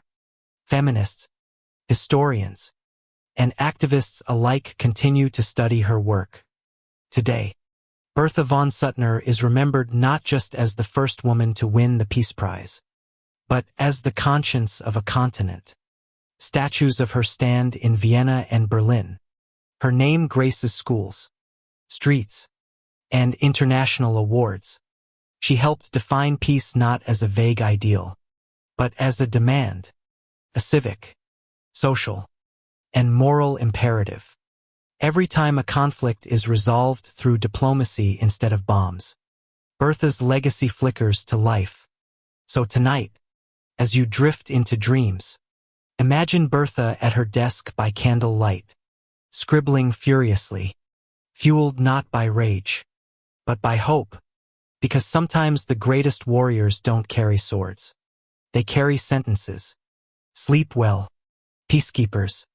And remember, the world will be better if we lay down our arms. William Randall Khmer, the mustachioed crusader who talked peace into Parliament. Oh darling, if ever there was a gentleman who looked like he'd walked straight out of a Victorian political cartoon, holding a peace treaty in one hand and a sharp-witted insult in the other, it was William Randall Khmer. Think booming speeches, bristling mustaches, and stubbornly idealistic pacifism delivered with a heavy East London accent. In 1903, he became the sole recipient of the Nobel Peace Prize. And while some laureates built peace with treaties or bullets, Khmer did it with petitions, speeches, and a soul forged in the fire of working-class Britain. Born on March 18, 1828 in Farm, Hampshire, Khmer didn't exactly emerge into a world of privilege and powdered wigs. His father abandoned the family when he was a child, and his mother, a deeply religious, fiercely determined woman, raised him alone. Money was tight, but values were rich. Hard work, honesty, and justice. She was a Methodist who taught him that peace was a moral imperative, not just a diplomatic preference. Khmer became a carpenter, a trade that gave him both literal and metaphorical tools. He joined the labor movement early and eventually made his way into trade union organizing, rubbing shoulders with radicals, social reformers, and the kind of orators who could talk a picket line into Parliament. By the 1860s, Khmer had joined the newly forming peace societies across Britain and Europe. Unlike the posh pacifists who saw war as a vulgarity best solved over port and poetry, Khmer was all grit and grind. He wasn't afraid to shout in the House of Commons or wave anti-war leaflets at prime ministers. He believed peace had to be popular, led by working people and protected by international law. In 1885, he was elected to the House of Commons as a Liberal Member of Parliament for Haggerston, a working-class district of East London. He didn't try to climb the ladder to cabinet positions. He wasn't interested in power for its own sake. He had a mission to make international arbitration a standard part of diplomacy. Why settle disputes with gunfire, he argued, when you could settle them with discussion? Khmer was a central figure in the formation of the Inter-Parliamentary Union IPU in 1889 alongside his French counterpart Frederick Pacy. The IPU brought together lawmakers from across Europe who believed that talking was better than shelling. Khmer's East End growl echoed in the halls of many peace conferences. He organized. He rallied. He translated the abstract hopes of pacifism into the legislative language of arbitration agreements and neutral courts. And he was effective. He was instrumental in the passage of an Anglo-American arbitration treaty in 1897. Though heartbreakingly, it was never ratified by the U.S. Senate. Still, he kept at it, building transatlantic peace networks, writing to American presidents, hobnobbing with senators, and reminding anyone who would listen that peace was not just idealistic. It was economical, rational, and morally necessary. He corresponded with presidents from Grover Cleveland to Theodore Roosevelt. He convinced Andrew Carnegie to fund peace organizations and helped lay the intellectual groundwork for what would become the Hague's Permanent Court of Arbitration. His advocacy brought the language of pacifism into mainstream politics, one amendment and backroom negotiation at a time. When the Nobel Committee awarded him the Peace Prize in 1903, it was both a recognition and a slight surprise. Khmer wasn't royalty. He wasn't a diplomat. He was a carpenter turned MP with a love of peace and a loathing of pomp. But he had done what so few could, made peace practical. He even used his Nobel Prize money to further the work of the IPU and fund peace literature. He didn't believe in titles or privileges. When Edward Iaith offered a knighthood, Khmer eventually accepted begrudgingly because he believed it might give more weight to the causes he championed. And so, in 1907, Sir Randall Cramer walked through Parliament, knighthood or not, still carrying the same message. Peace is not passive. It is work. He died on July 22, 1908 at the age of 80. His legacy etched into the quiet treaties and arbitration mechanisms that grew in his wake. The IPU continued to thrive, and many of its ideas would eventually find a home in the League of Nations and later the United Nations. He proved that a trade unionist with calloused hands and a clear conscience could change the world. So here's to William Randall Kmer, the carpenter who out-argued generals, the parliamentarian who made pacifism practical, and the man who proved you don't need a sword to fight for peace. Jernab Jernin, the Viking of verse who fought with a pen. Gather around my literary romantics, because now we trek through fjords and flourish into verse with the grand old lion of Norwegian letters. Jernab Jernin, Nobel laureate in literature, 1903 novelist, playwright, poet, orator, rebel, romantic, and occasional national lightning rod. If Henrik Ibsen was the brooding brain of 19th century Norway, Bernson was the booming voice, a theatrical, thunderous force who could rally crowds, write ballads, and almost certainly out-talk anyone in Europe. Born on December 8, 1832 in Kirken, Norway, Bernin came into the world in a modest parsonage surrounded by mountains and myth. His father, a Lutheran minister, moved the family to the rural parish of Neset in the Romal Valley when Bernson was a child. There, amidst dramatic landscapes and peasant traditions, he absorbed the rugged spirit of Norwegian life. It wasn't long before he discovered his love for storytelling. He was the kind of kid who'd recite sagas by the fireplace and dramatize dinner conversations like it was a Shakespearean rehearsal. He attended the Helberg Latin School in Christiania, modern-day Oslo, where he studied alongside future literary giants like Henrik Ibsen, Jonas Lie, and Alexander Kielland.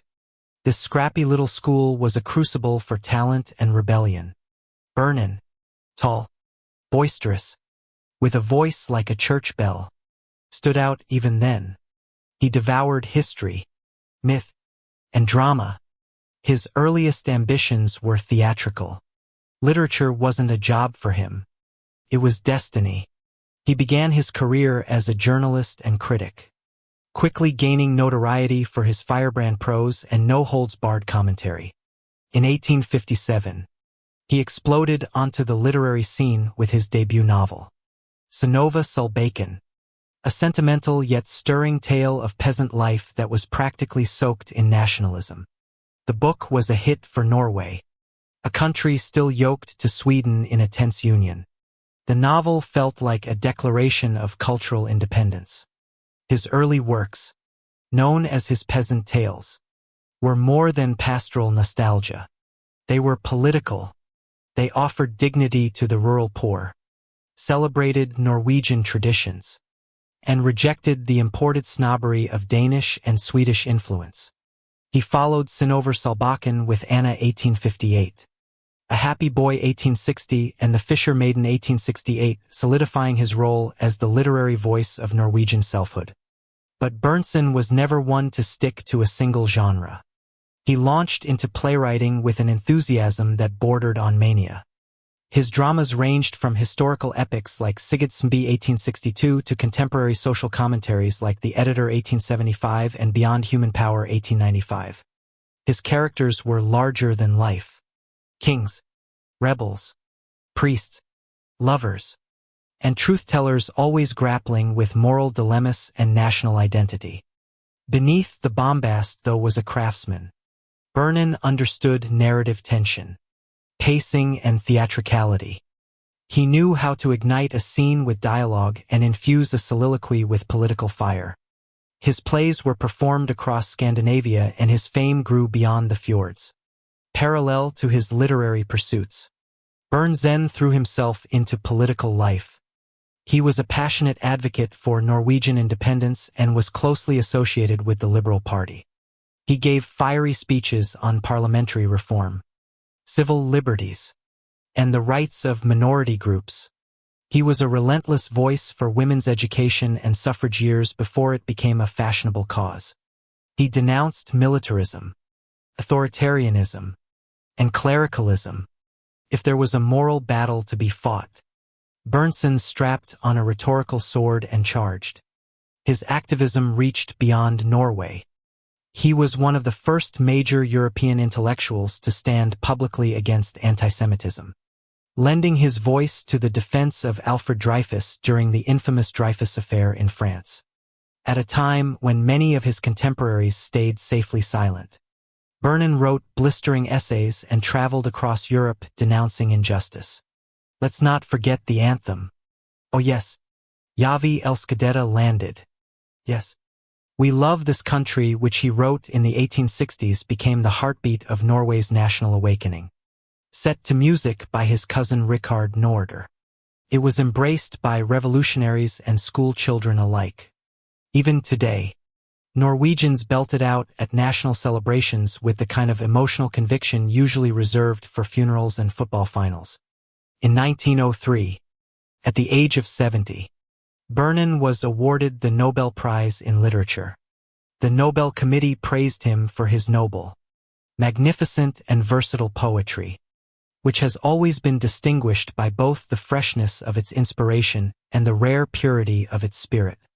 It was recognition not just of literary skill, but of his role in shaping a nation.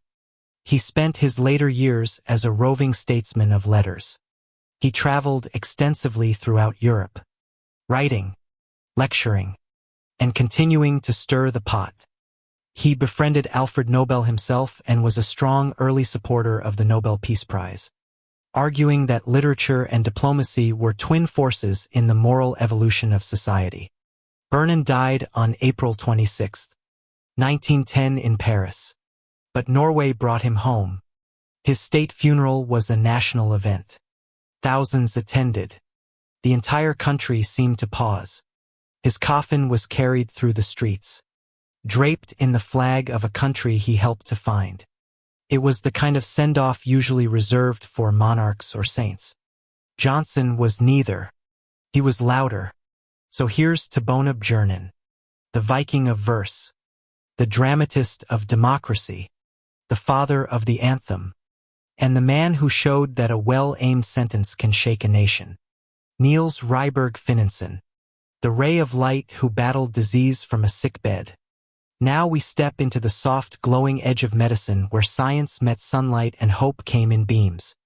Our subject Niels Ryberg Finneson, the Icelandic-Danish physician who in 1903 became the first DNE to receive the Nobel Prize in Physiology or Medicine.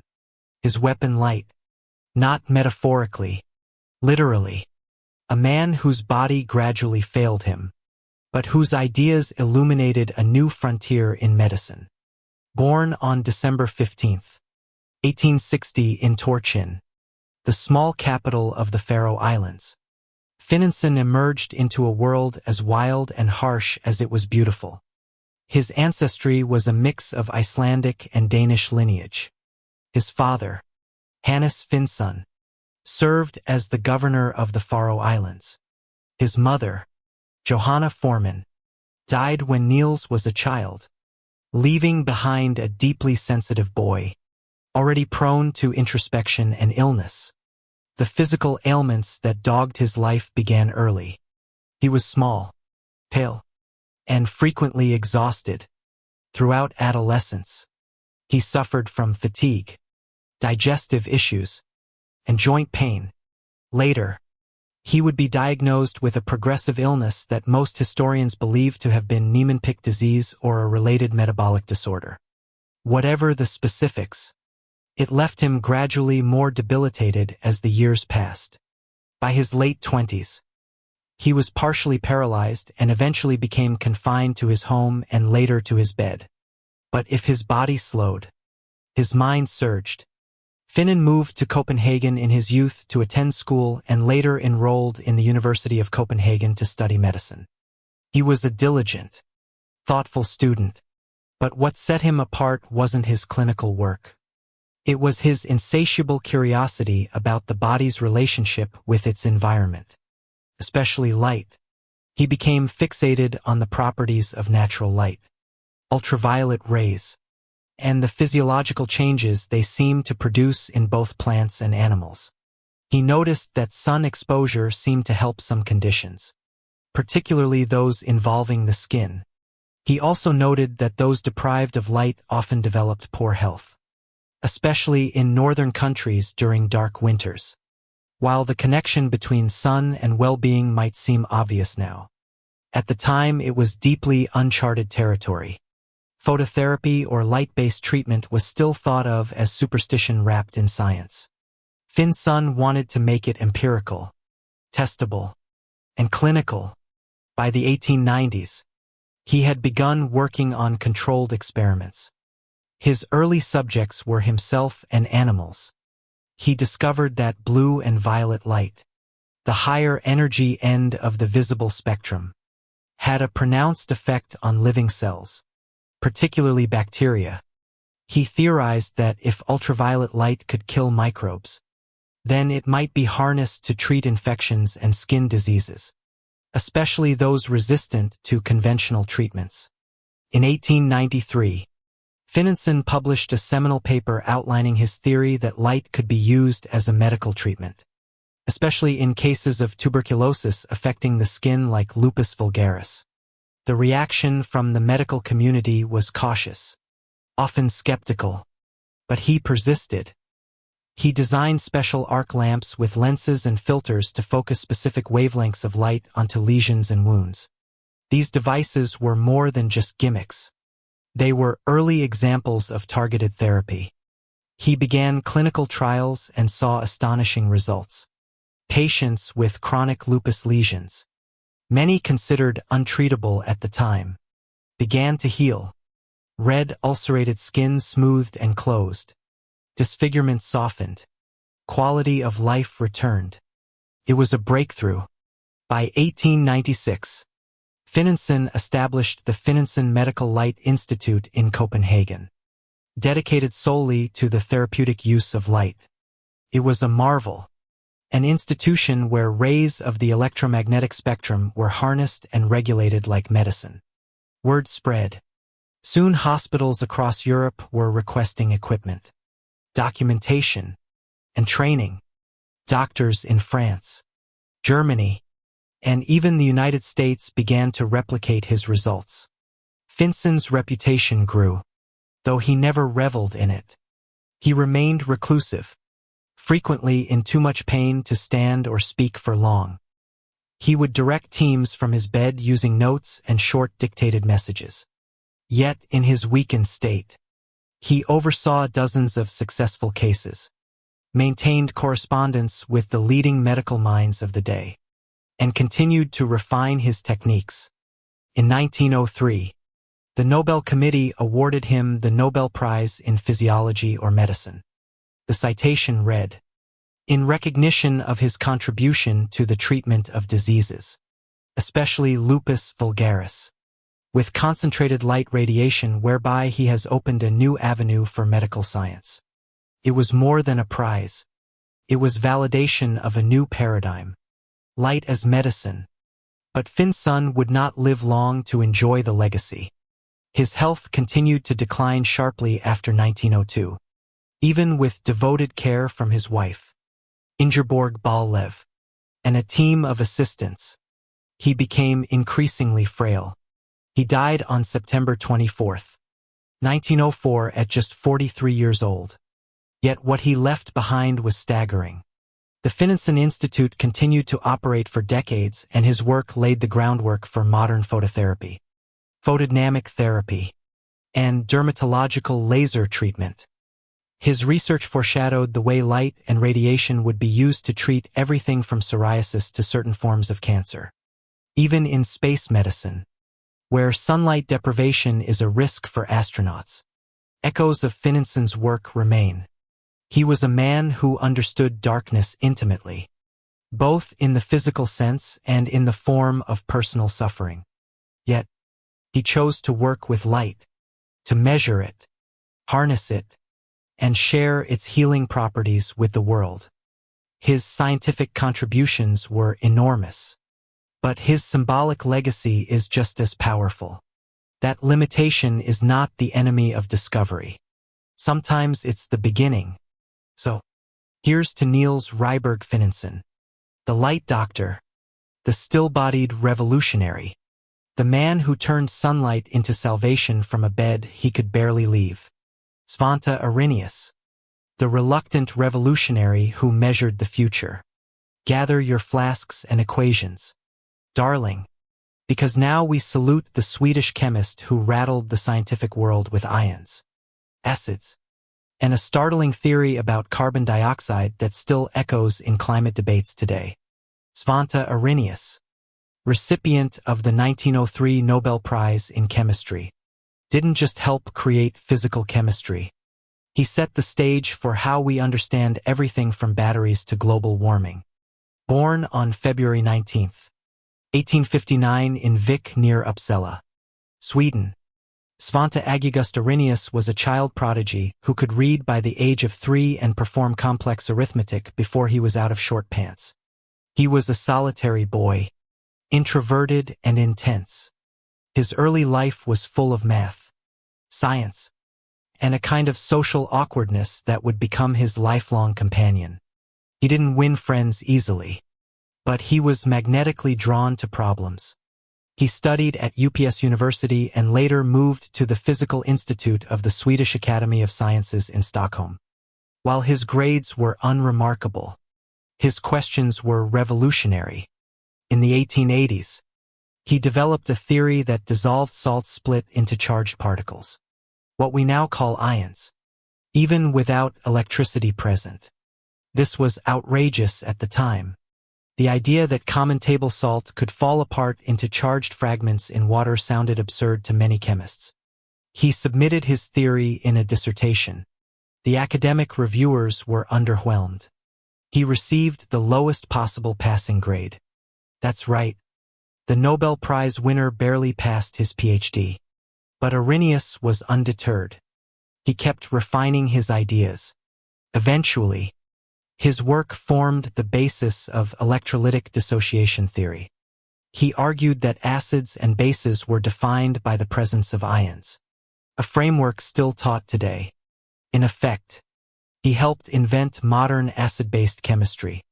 His theories were validated by growing experimental evidence, and he began to gain recognition outside Sweden. Still at home, he was often treated as a troublemaker, a bit too smart for his own good, despite his frosty relationship with the Swedish academic elite. Arrhenius became one of the founding figures of the new field of physical chemistry. His ion theory combined with thermodynamics and reaction rates helped turn chemistry from a dusty, smelly art into a precise science. He also did fundamental work on the rates of chemical reactions, creating equations that linked temperature and reaction speed, concepts that would later become essential in everything from industrial chemistry to pharmaceutical development. In 1903, he was awarded the Nobel Prize in Chemistry in recognition of the extraordinary services he has rendered to the advancement of chemistry by his electrolytic theory of dissociation. It was a somewhat ironic moment given that many of the men who voted for him had once considered him borderline delusional. But Arrhenius had earned his moment and he knew it. He was the first Swede to win the chemistry prize and he would use that leverage to become a major figure in Swedish science. He helped found the Nobel Institute for Physical Chemistry, served on the Nobel Committee, and used his influence to shape the early direction of the prizes. He was not shy about promoting scientists he admired or opposing those he didn't. Let's just say diplomacy was never his strong suit. But there was another side to Arrhenius, the visionary. In 1896, years before his Nobel win, he published a paper that would later prove far more important than even he realized. In it, he calculated how changes in the concentration of carbon dioxide in the Earth's atmosphere could affect global temperatures. He reasoned that a doubling of CO2 could result in a significant warming of the planet, what we now call the greenhouse effect. At the time, the idea was considered more curious than alarming. Arrhenius himself saw global warming as potentially beneficial. a way to stave off future ice ages. But his equations were sound. More than a century later, climate scientists would revisit his work and realize this man working with only a slide rule and a candle had predicted the core mechanism of anthropogenic climate change. He continued writing and researching for the rest of his life, publishing popular science books and essays. He had an uncanny ability to leap between disciplines: physics, astronomy, meteorology, and physiology. He even dabbled in theories about the origin of life, speculating that spores could travel through space, a theory now called panspermia. Not all of his ideas held up, but the sheer breadth of his curiosity was unmatched. He died in 1927 in Stockholm, having finally earned the respect and authority that had eluded him in his younger years. Today, his name lives on in the Arrhenius equation, in textbooks on acids and bases, and in the foundational models of climate science. So here's Svante Arrhenius, the awkward genius who saw the invisible, measured the immeasurable, and reminded us that even the quietest revolutions can shake the foundations of science. Marie Curie, the woman who glowed in the dark and never backed down. Take a deep breath. Dear dreamer, this one's electric and radioactive and about as close as science gets to sainthood. Now we shine a blinding beam on the life of Marie Curie, the Polish-born French-bred physicist and chemist who cracked open the atom, rewrote the laws of matter and made history not once but twice. First woman to win a Nobel Prize. First person to win it twice. First to win in 2 different sciences. A queen of curiosity who wore no crown, just lab smock and an unshakable will. Born Maria Salamkladska on November 7, 1867 in Warsaw. She came into the world under Russian occupation where Polish identity was suppressed and education was a quiet rebellion. Her father was a physics and math teacher, stripped of his teaching job for nationalist sympathies. Her mother was a head mistress, strict but intellectual. Tragedy struck early. Her eldest sister Zofia died of typhus and her mother of tuberculosis. By age 10, Marie had absorbed the cruel randomness of life. So she responded with control, determination, and a genius that refused to stay quiet. She was a prodigy, soaking up knowledge at an illegal girls' school while Russian soldiers patrolled the streets. Barred from university because she was a woman, she joined the Flying University, a secret network of underground education for women, equal parts academic haven and political resistance. She read textbooks in Polish and Russian by lamplight and taught herself advanced math. When her older sister Branna went to study medicine in Paris, Marie became a governess, supporting Branna financially while tutoring children and studying secretly at night. In her physics class and second in math, she also began researching magnetism.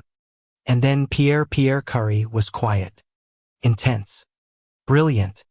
He admired Marie instantly, not just for her intellect, but for her stubborn clarity of purpose. He proposed marriage more than once. She initially refused, still unsure whether to return to Poland. But eventually she stayed. They married in 1895, skipping religious ceremony in favor of civil vows, and spent their honeymoon cycling through the French countryside. Romantic, perhaps, but also practical. They were building a partnership of equals, not a fairy tale. Their first child, Anne, was born in 1897, the same year Marie began her doctoral research. She was investigating the strange emissions of uranium recently discovered by Henri Becquerel. She noticed that a uranium compound pitch blend emitted more radiation than could be explained by its uranium content alone. That could mean only one thing. Another element was hiding in the mix. Actually, two. The Curies toiled in a dilapidated shed with no ventilation and barely any heat. They hauled wheelbarrows of pitch blend, ground it down, boiled it, filtered it. Took years. tons of raw or yielded mere mg of result. In 1898, they announced the discovery of two new elements: polonium, named for Marie's homeland, and radium. Both were fantastically radioactive. Both would redefine science. Marie coined the term radioactivity herself, giving a name to the mysterious force that bent instruments and burned skin. Their findings were extraordinary, but the work was grueling. Radium glowed faintly in the dark. The Curies kept samples beside their beds and in their pockets, marveling at the silent, eerie light. It was beautiful. It was also deadly. In 1903, the Nobel Committee intended to recognize Henri Becquerel and Pierre Curie alone. But Pierre intervened, insisting that Marie be included.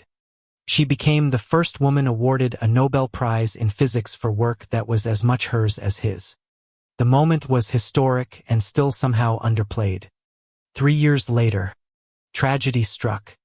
In April 1906, Pierre slipped on a rain-slick street and was crushed beneath a horse-drawn cart. Marie was shattered. She refused to attend public functions dressed in black for the rest of her life and buried her grief in science. The Saiyan offered her Pierre's teaching post. She accepted, becoming the first female professor in its 650-year history. Marie threw herself into isolating pure radium. By 1910, she succeeded. The next year, she won a second Nobel, this time in chemistry, the first person ever to achieve that. But just as she basked in scientific triumph, the press turned savage. In 1911, journalists uncovered her affair with physicist Paul Langen, a former student of Pierre and a married man estranged from his wife. The French media, already suspicious of Curie's foreignness and fame, painted her as a home wrecker, a witch, an outsider. Mobs gathered outside her home. The Nobel Committee begged her to skip the award ceremony. She refused. "The prize has been awarded for my discovery of radium and polonium," she wrote. "I believe that there is no connection between my scientific work and the facts of private life." During World War I, she applied science to survival. Marie developed mobile X-ray units that brought diagnostic imaging to battlefields. She trained 150 women to operate them. With her daughter, Ira, at her side, she traveled to front lines using X-rays to locate bullets and shrapnel in wounded soldiers. Her machines were dubbed pt.2.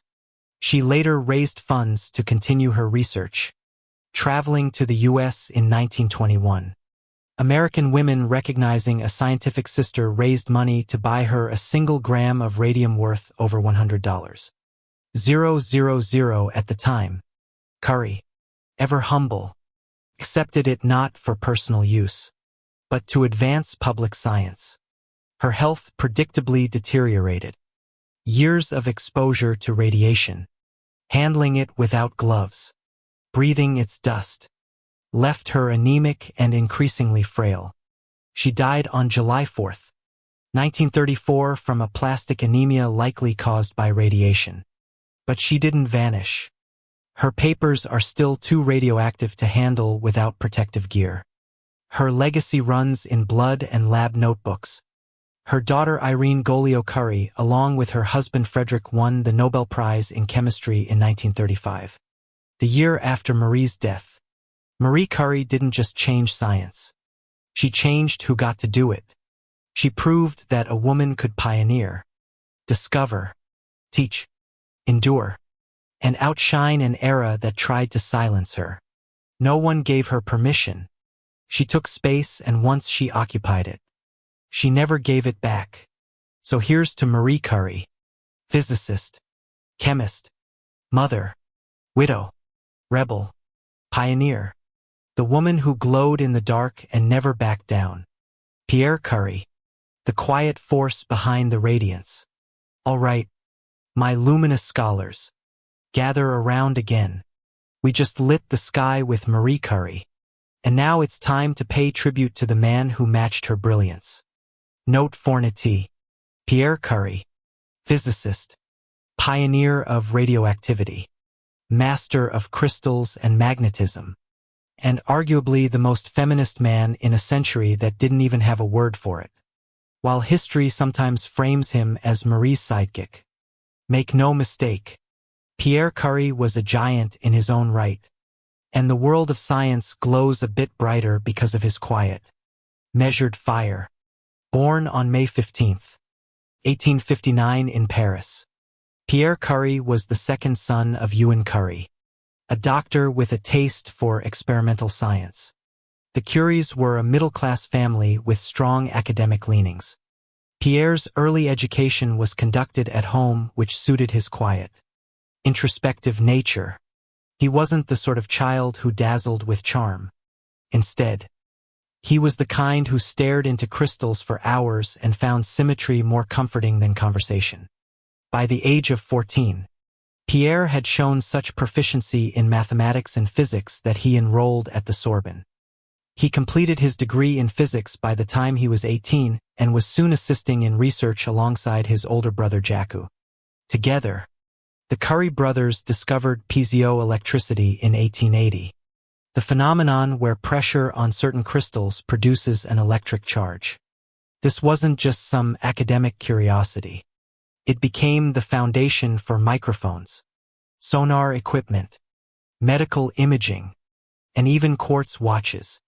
If you've ever set an alarm or heard an ultrasound heartbeat, you owe the Curie brothers a nod.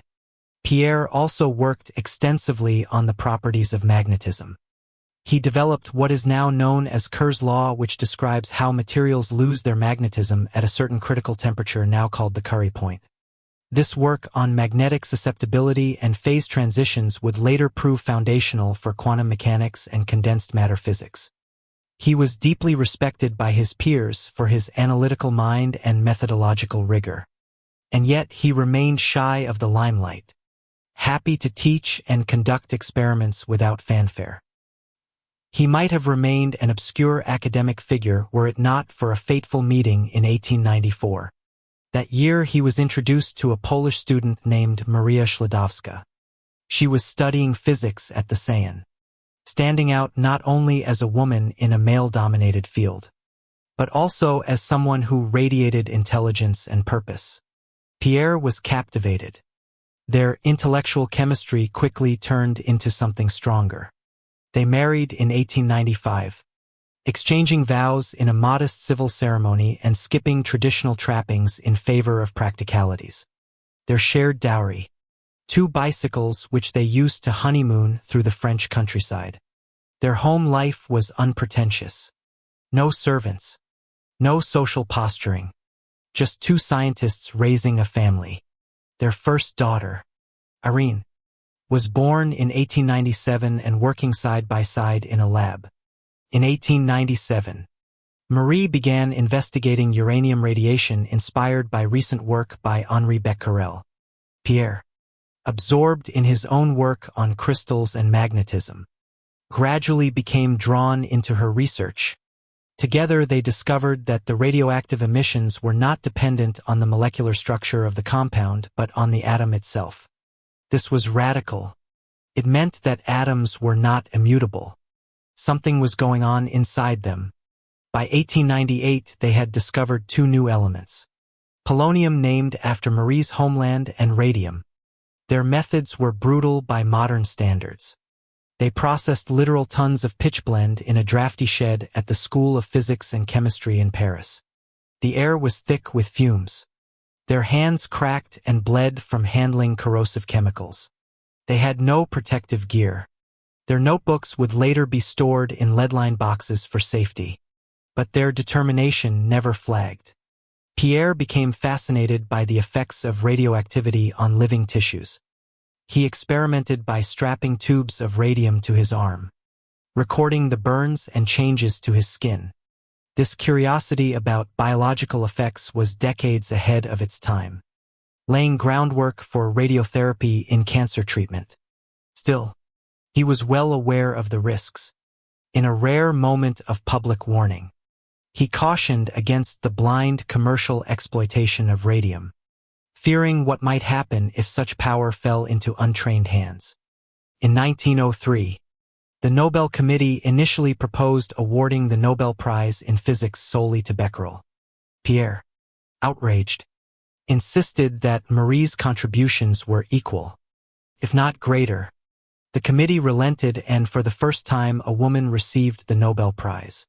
Pierre had used his influence not for self-arrangement but to make sure justice was done. That was his character.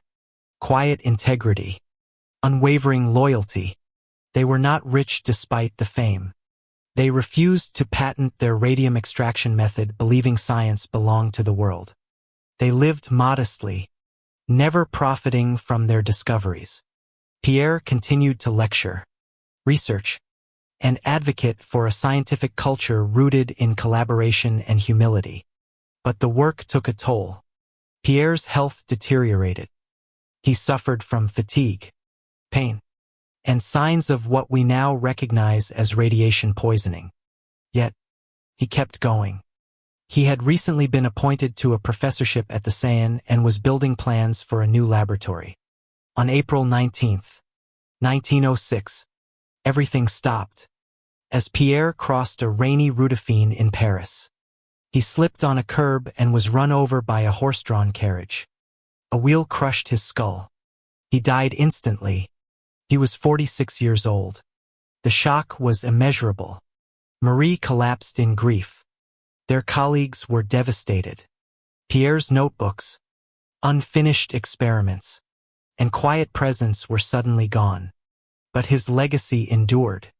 His name lives on in Kerr's law in the Curie point, in the Curie unit of radioactivity, and in every nuclear physics classroom on Earth. He also lives on in the philosophy of scientific humility and shared credit. Pierre never wanted fame. He wanted truth. And in Marie, he found not just a partner in life, but a co-explorer in the greatest scientific adventure of their era. So, here's to Pierre Curie, the silent powerhouse, the crystallographer who dreamed of atoms, the physicist who opened doors and minds, and the man who helped split the atom without ever splitting his principles. Henri Becquerel, the accidental alchemist who found radiation in a desk drawer. Time to meet the man who cracked open the atom, not with a bang, but with a bit of photographic film and a misunderstanding. Henri Becquerel, Nobel laureate in physics 1903, shared the prize with Pierre and Marie Curie. And though his name is often overshadowed by theirs, it was his spark of curiosity and a lucky mishap that lit the path to radioactivity. Let's give credit where it's due. Without Henri, there might have been no Curie revolution, no atomic science, and certainly no glowing rocks in laboratory coat pockets. Born on December 15, 1852 in Paris, Antoine Henri Becquerel came from a veritable dynasty of scientists. He was the third generation of a family steeped in the sciences. His grandfather Antoine César Becquerel had made critical contributions to electrochemistry and electrolysis. His father Alexander Edmond Becquerel was known for his investigations into solar energy and the phosphorescence of materials. In short, science was practically genetic. Henri grew up in a house filled with instruments, experiments, and a near-sacred reverence for inquiry. He followed the traditional path of elite French education. First the Louis le Grand, then the École Polytechnique, followed by the École de Pont ISOs.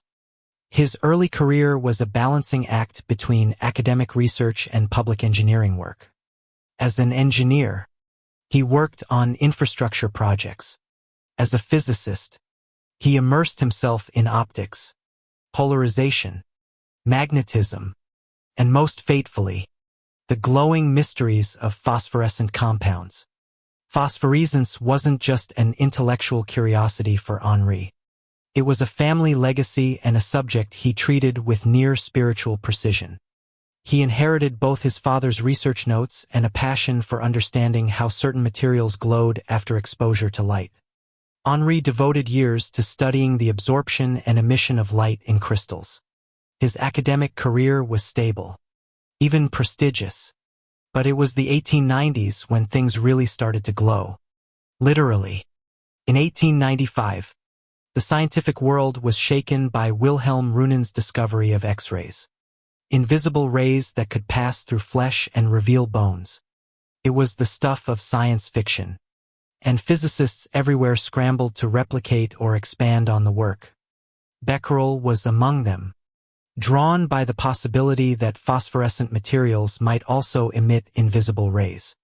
Could the glow of uranium salts be more than just a glow?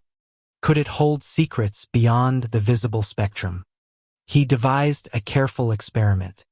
He wrapped photographic plates in thick black paper, placed uranium salts on top, and exposed the setup to sunlight, hypothesizing that the sunlight would charge the phosphorescence, which in turn might emit rays similar to X-rays. But then came the twist. A bout of gloomy weather. Paris fell into a stretch of cloudy days.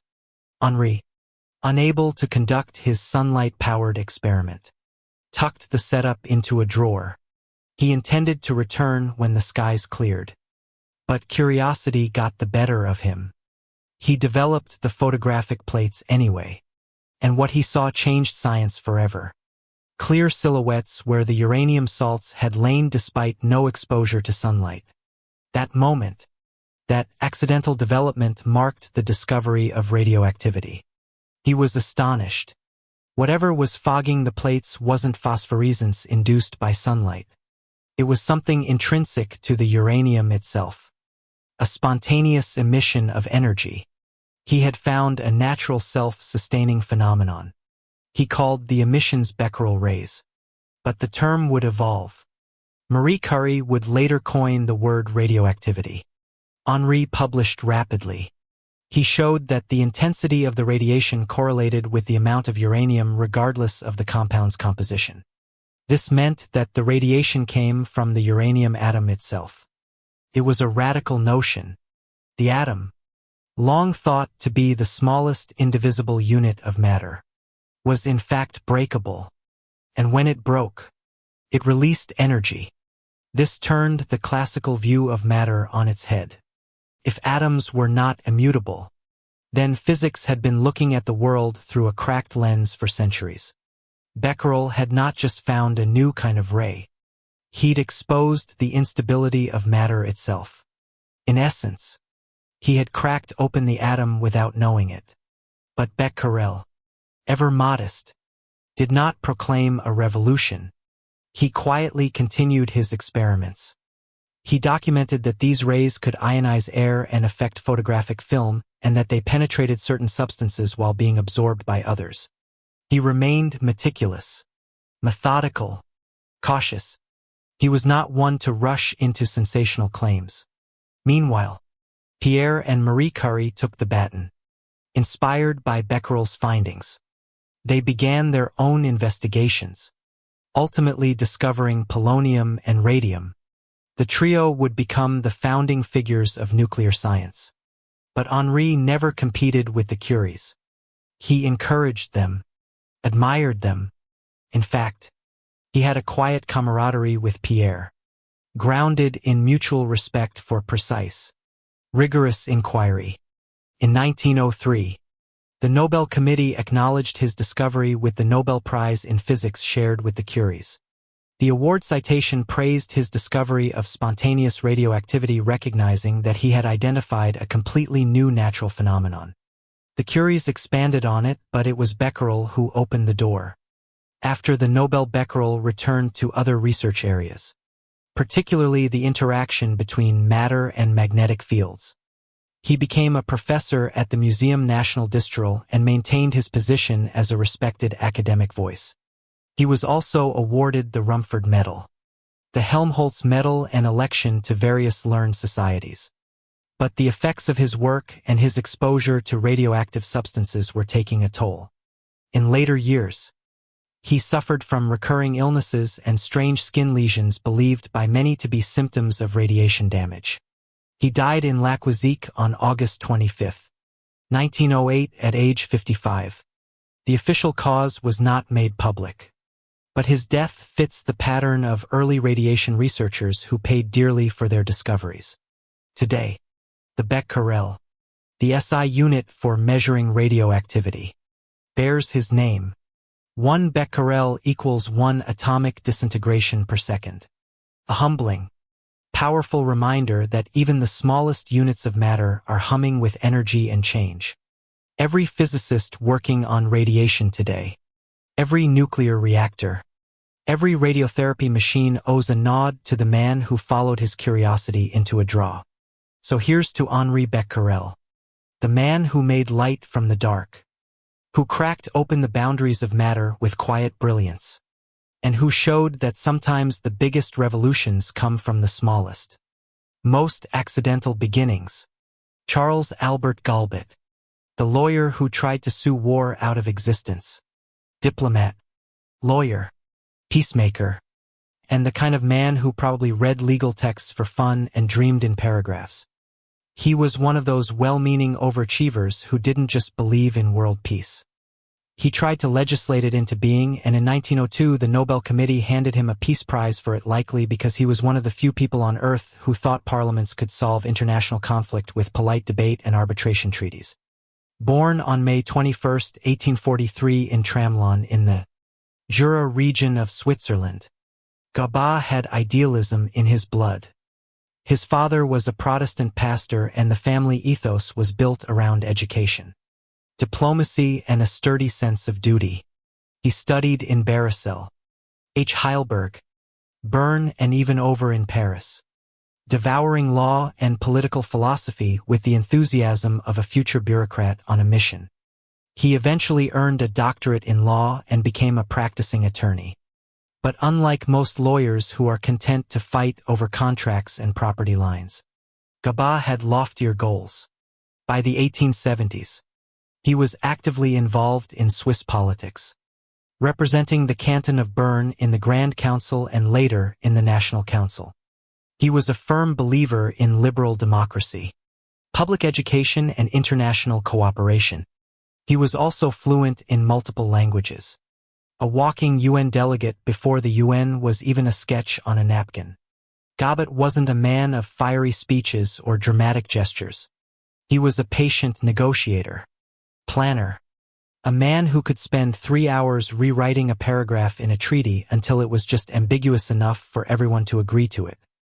He rose to prominence through his work on public education reform and his reputation as a pragmatic, intelligent moderate.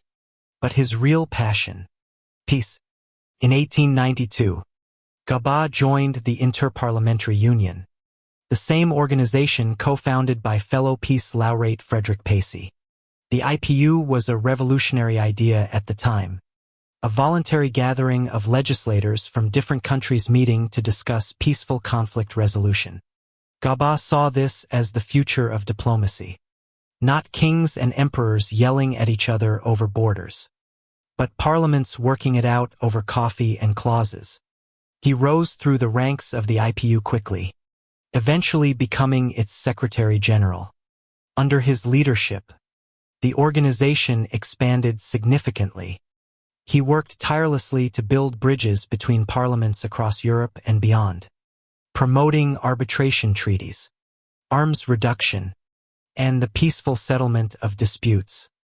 Think of him as the world's most polite international lobbyist. He also served as director of the International Peace Bureau in Bonn, one of the earliest organized bodies dedicated entirely to preventing war. The Bureau coordinated peace movements, organized conferences, and distributed leaflets in an era when information still traveled slower than cavalry. Galbot was in the thick of it, writing letters, negotiating resolutions, and generally trying to inject a bit of rationality into the boiling cauldron of pre-World War I Europe. In 1902, the Nobel Peace Prize was awarded jointly to Galbot and A.I. Duquesne, another Swiss peace advocate and co-director of the Peace Bureau. Together they represented the growing belief that peace wasn't just a dream. It could be institutionalized, proceduralized, and dare we say bureaucratized. After Duquesne's death in 1906, Gaba took full leadership of the Peace Bureau, further entrenching his role as one of Europe's foremost peace administrators. He attended countless conferences, convened representatives from dozens of countries, and tirelessly promoted the idea of international arbitration long before it became fashionable. He wasn't flashy. He wasn't revolutionary. He was methodical.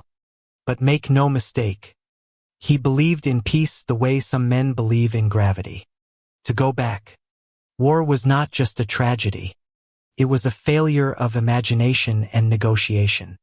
He once said that peace was not merely the absence of war but the presence of justice. And he spent his life trying to make that vision real through legislative channels and collaborative diplomacy. On March 16, 1914, while attending a peace conference in Bern, Charles Alberta Gaba collapsed and died of a stroke. Just months later, Europe would plunge into World War I. It was a devastating irony. Gulbat had devoted his life to preventing such a catastrophe, and the very framework he helped build would struggle to survive the avalanche of nationalism and violence that followed. And yet, his work laid the foundation for future peace efforts. The League of Nations, the United Nations, and countless treaties and protocols that trace their roots to the institutions he nurtured. He believed law could tame chaos. He may not have lived to see it succeed, but he left behind a blueprint. Elie Duhamel, the quiet Swiss storm who filed for peace instead of war. Writer, educator, polyglot, bureaucrat, and a man who believed world peace could be achieved with patience, paperwork, and persistence. If Charles Albagoa was the legislative engine behind Switzerland's peace movement, Duhamel was the relentless rhythm, the steady heartbeat in the background, organizing, coordinating, and refusing to stop even when no one seemed to be listening. Born on February 19, 1833 in Geneva, Switzerland, Duhamel entered a world already riddled with rising industrial tensions, post-revolutionary ideologies, and the kind of fragile peace that held more by exhaustion than agreement. Geneva, perched comfortably in its seat of Swiss neutrality, would shape his worldview.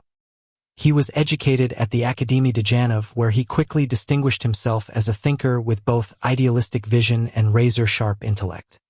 Duhamel spoke multiple languages fluently: French, German, Italian, English, and possibly a few more if the peace conferences demanded it. His multilingualism wasn't just academic flair. It was strategic. He believed diplomacy began with comprehension, and understanding another language meant understanding another worldview. He wasn't just fluent. He was attuned. He began his professional life as a journalist writing for progressive publications that promoted Republican ideals, social reform, and pacifism. His articles often dealt with the moral implications of war, the philosophical underpinnings of nonviolence, and the role of civil society in shaping international behavior. If Gaba was the diplomat working the corridors of power, Duhamel was the philosopher quietly loading up his intellectual artillery. He later turned to teaching and translation, holding positions as a tutor and eventually becoming a translator and editor for various Swiss organizations. From 1869 to 1891, he worked as Secretary General for the Jura-Simplon Railway Company, a significant logistical and infrastructural position. It might seem like a career tangent, but this role was where Duhamel refined his ability to manage sprawling operations, coordinate across jurisdictions, and deal with the mechanical and human parts of a complex system. These skills would later prove indispensable. In 1867, inspired by mounting political unrest and the rise of militarism across Europe, Duhamel founded the Ligue Internationale de la Liberté, International League for Peace and Freedom. This was not your typical drawing room debating society. It attracted philosophers like Victor Hugo and social theorists like John Stuart Mill. Ducamus aimed to create a permanent international platform for those who believed in diplomacy over violence. The League promoted universal disarmament, compulsory arbitration, and the creation of an international tribunal. Though the League eventually waned in influence, it laid the groundwork for what would come next.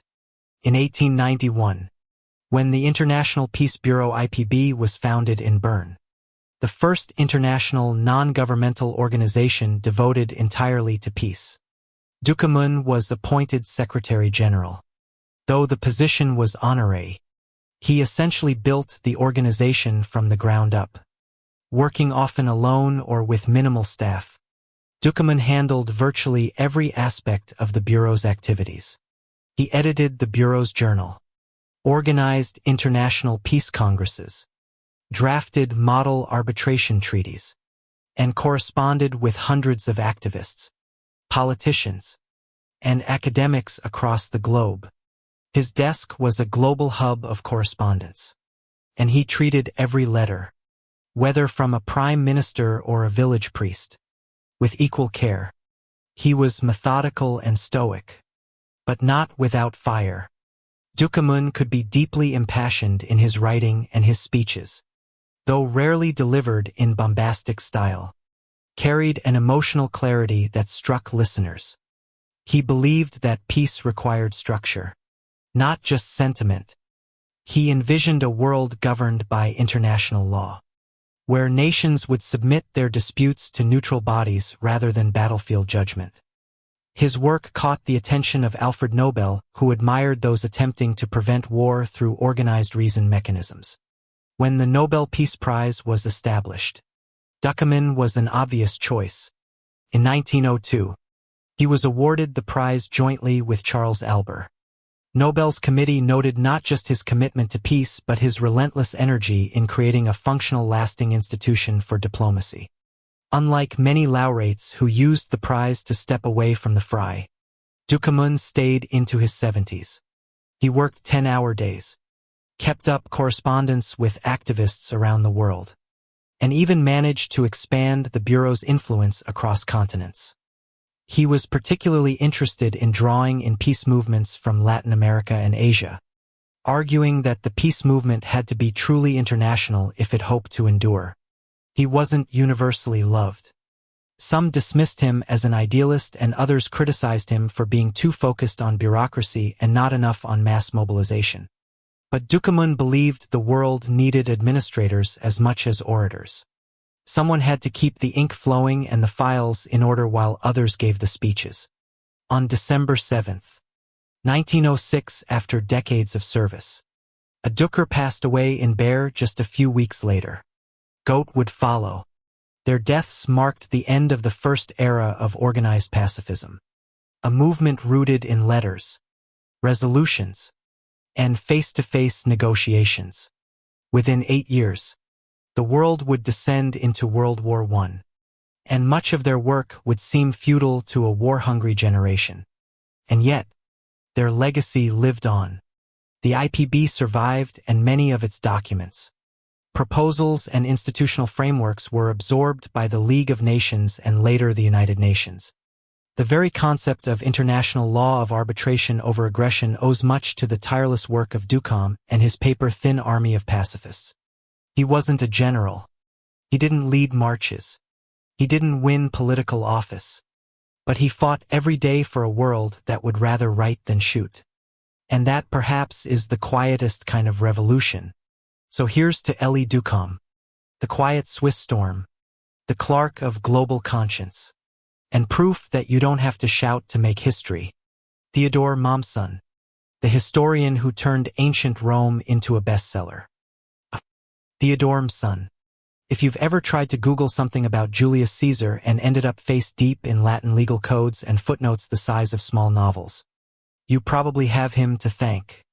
A historian, jurist, politician, and professional overachiever, Mommsen was the sort of scholar who made everyone else in the library feel lazy. In 1902, he won the Nobel Prize in Literature. That's right. Not for poetry, not for fiction, but for writing about Roman law. And somehow it worked. Born on November 30th, 1817 in Garding in what was then the Danish Duchy of Schleswig, Theodor Mommsen was the son of a Lutheran minister. From an early age, it was clear this kid wasn't destined for a quiet life. He consumed classical texts the way others devoured candy. And by his teens, he was reportedly correcting his teachers on Cicero. He studied law at the University of Kiel and quickly established himself as a polymath. But unlike many scholars of the 19th century who confined themselves to cloistered studies, Mommsen was intellectually omnivorous and had zero interest in staying quiet. He wrote articles, argued with editors, and frequently launched into debates with colleagues that left entire faculties trembling. After a brief stint as a school teacher and then as a war correspondent covering revolutionary movements in Italy, because of course he did, he returned to academia and received his doctorate in Roman law. From there, he joined the Prussian Academy of Sciences and began working on what would become the defining obsession of his life: the corpus of Roman inscriptions known as the Corpus Inscription Latinarum. It might sound like a sleep aid, but this was monumental work. Mommsen traveled all over Europe cataloging every scrap of Latin stone carving he could find. His notes were exhaustive, his categories detailed, his enthusiasm maniacal. He treated every chipped tombstone and defaced milestone like it was the Rosetta Stone. And yes, he published like a man on fire. By the time he was in his 50s, Mommsen had become a household name in scholarly circles, a man both revered and feared for the scale of his intellect. But it was his magnum opus, A History of Rome, that catapulted him from historian to literary laureate. First published in the 1850s, the multi-volume series brought ancient Rome to life with the drama and energy of a political thriller. His portrayal of Julius Caesar was so vivid, so impassioned that readers swore they could hear the Senate echoing in the background. Mommsen didn't just analyze history, he dramatized it. He presented Rome not as a relic but as a mirror for modern Europe. Its ambitions, its corruption, its seismic shifts. He wrote about class struggles, populism, bureaucracy, and political decay with such intensity that his work resonated with politicians as much as classicists. He was as comfortable quoting Cicero as he was warning about the dangers of authoritarianism in contemporary governments. That's right. Mommsen wasn't just a historian. He was a public intellectual, a member of the Prussian House of Representatives and a fierce liberal. He opposed anti-Semitism, fought for constitutional governance, and once publicly denounced Otto von Bismarck in a parliamentary speech that made headlines. He wrote countless articles on civil rights, the role of the state, and the dangers of populist strongmen. His words written in the syntax of Cicero, but fueled by the outrage of Voltaire, earned him enemies as well as admirers. He was asked more than once to tone it down. He never did.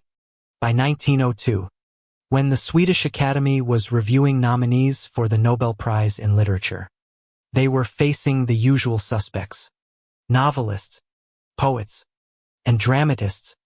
But in Mommsen, they saw something else. A writer whose work didn't just describe the world, but dissected its bones and seeness. His History of Rome was, in their words, the greatest work written in the field of historical writing. So they gave it to him. At age 84, Theodor Mommsen became the first and so far only historian to win the Nobel Prize in Literature. He didn't write a grand acceptance speech. He didn't bask in the limelight. He simply returned to his desk, opened another volume of Latin inscriptions, and kept working. He died the following year in 1903 with his desk still cluttered with drafts.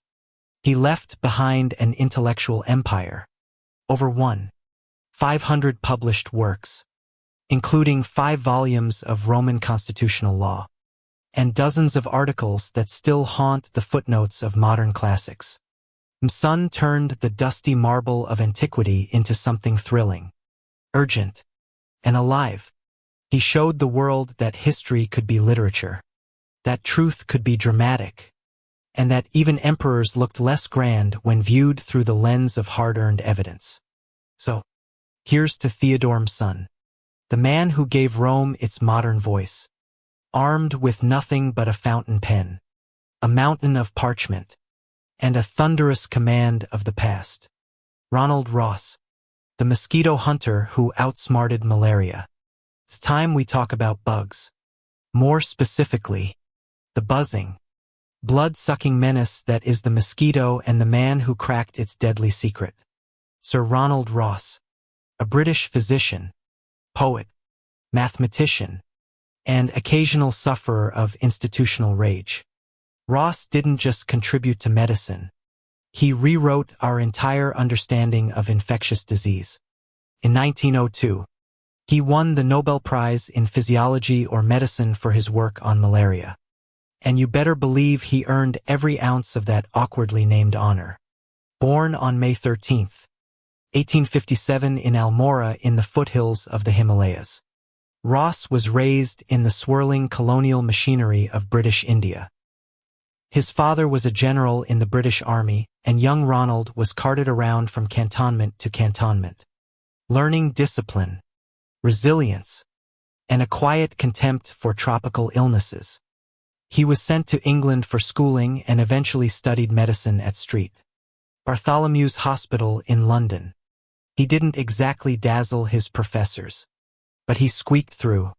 After graduating, Ross joined the Indian Medical Service, which basically meant the British Empire paid him to work in underfunded hospitals in mosquito-infested outposts. He served in Madras, Bangalore, and various backwater stations treating cholera, dysentery, and other colonial plagues. But malaria, that insidious fevered phantom, was the one that gnawed his brain. In Ross' day, malaria killed hundreds of thousands every year and made tropical colonies almost ungovernable in hot seasons. Scientists had figured out that it had something to do with blood, but not the how, the who, or the biting agent. Enter Ross, part doctor, part detective, inspired by the work of French physician Charles-Louis Alphonse Lavong, who had discovered the malaria parasite in blood samples. Ross became obsessed with tracing the full life cycle of the parasite. He was convinced it involved mosquitoes, and in the late 1890s, he began to hunt the insect like a man possessed, working in primitive labs with a microscope that should have been in a museum. Ross dissected mosquitoes day and night. He starved them, fed them infected blood, then dissected them to see what horrors might be multiplying in their tiny bodies. It wasn't glamorous. It wasn't even particularly hygienic. But it was relentless. On August 20th, 1897, in Secundrad, India, Ross finally saw what he'd been chasing: malarial parasites developing in the stomach of an Anopheles mosquito. He had proof. Mosquitoes weren't just annoying. They were flying syringes of death. He later wrote in his notebook, "This day will be commemorated as a red-letter day in the history of medical science." He wasn't wrong. Ross continued his research in Sierra Leone, where he confirmed the transmission cycle in humans and laid the foundation for modern mosquito control. He mapped the connection between environment, breeding grounds, and disease transmission, turning medicine into environmental strategy. It was the birth of preventive medicine. In 1902, the Nobel Committee awarded Ross the prize for his work on malaria, by which he has shown how it enters the organism and thereby has laid the foundation for successful research on this disease and methods of combating it. It was a historic recognition not just of discovery but of a whole new way to understand epidemiology. Of course, Ross wasn't exactly a saint. He was notoriously combative. He feuded for decades with Italian scientists who were also studying malaria, most notably Giovanni Battista Grassi. Ross claimed he had been robbed of credit. Grassi claimed Ross was arrogant and territorial. The truth: They were both brilliant and probably both insufferable. Ross also dabbled in poetry and mathematics. His poems ranged from the noble to the unintentionally hilarious. He spent the rest of his career promoting public health, researching tropical medicine, and running the Liverpool School of Tropical Medicine. He also advised governments during wartime about disease prevention and sanitation. But he always carried the badge of his malaria work as his greatest achievement. Sir Ronald Ross died in 1932 in London. He was buried at Putney Vale Cemetery. Thanks to Ross, the fight against malaria had a path forward. Thanks to his microscope, the invisible enemy became visible. And thanks to his sheer stubbornness, medical history took a sharp turn toward modernity. So, here's to Ronald Ross, the mosquito hunter, the parasite prophet, the man who turned one mosquito bite into a Nobel-worthy revelation. Emil Fischer, the sugar chemist who made science stick. Let's pivot from mosquitoes to molecules. Darling, now we toast Emil Fischer, the German chemist who didn't just play with sugars and proteins. He mapped them with the elegance of a photographer and the persistence of a perfectionist. In 1902, he became the second recipient of the Nobel Prize in Chemistry for his pioneering work on the structure of carbohydrates and purines. His legacy, the biochemical world owes him basically everything short of caffeine-induced panic. Born on October 9, 1852 in Jusken near Cologne, Germany, Hellmann Emil Fischer entered the world during a period of rapid industrial and scientific change. His father, Loren Fischer, was a successful lumber merchant and a practical, non-nonsense businessman who hoped his son would one day take over the family trade. But young Emil showed early signs of being more interested in puzzles than planks. First, Fischer tried to meet his father's expectations, dabbling in business and studying at the University of Bonn. But he soon discovered chemistry, and that was the end of any dreams of lumber dynasties. Transferring to the University of Strasbourg and later earning his doctorate at the University of Würzburg under the legendary Adolf von Bay, Fischer found his calling in organic chemistry. He had a natural talent for synthesis, the laboratory equivalent of magic tricks with atoms, and an almost supernatural patience for repetitive complex analysis. In the 1880s, Fischer began his groundbreaking work on purines, a group of compounds that would later become central to our understanding of genetics, energy transfer, and even pharmaceuticals. He was the first to synthesize purine itself as well as numerous derivatives including caffeine, theobromine from chocolate, and uric acid. Imagine mapping a jungle of molecular structures with nothing but a crude lab setup and sheer brilliance. That's what Fischer was doing, one reaction at a time. But his real claim to fame came with his systematic investigation into carbohydrates, at a time when sugars were chemically understood about as well as astrology. Pfizer painstakingly identified, cataloged, and synthesized dozens of simple sugars, monosaccharides, and their combinations, dischlorite, using chemical reactions. He deduced the exact spatial configuration of glucose, fructose, mannose, galactose, and more. This wasn't just academic trivia. Fischer was solving one of the biggest biochemical mysteries of the day: how the arrangement of atoms affected a molecule's behavior in the body. If two sugars had the same formula but different structures, they could behave completely differently. This led to his formulation of stereochemistry models for sugars, which later fed directly into the field of structural biology and our understanding of enzymes and DNA. And speaking of enzymes, Fischer's famous lock and key hypothesis proposed in the 1890s revolutionized how scientists understood biological catalysts. He suggested that an enzyme and its substrate fit together with precise specificity like a key in a lock. It was a beautifully simple model for an impossibly complex biological phenomenon, and it paved the way for modern enzymology, pharmaceuticals, and medical diagnostics.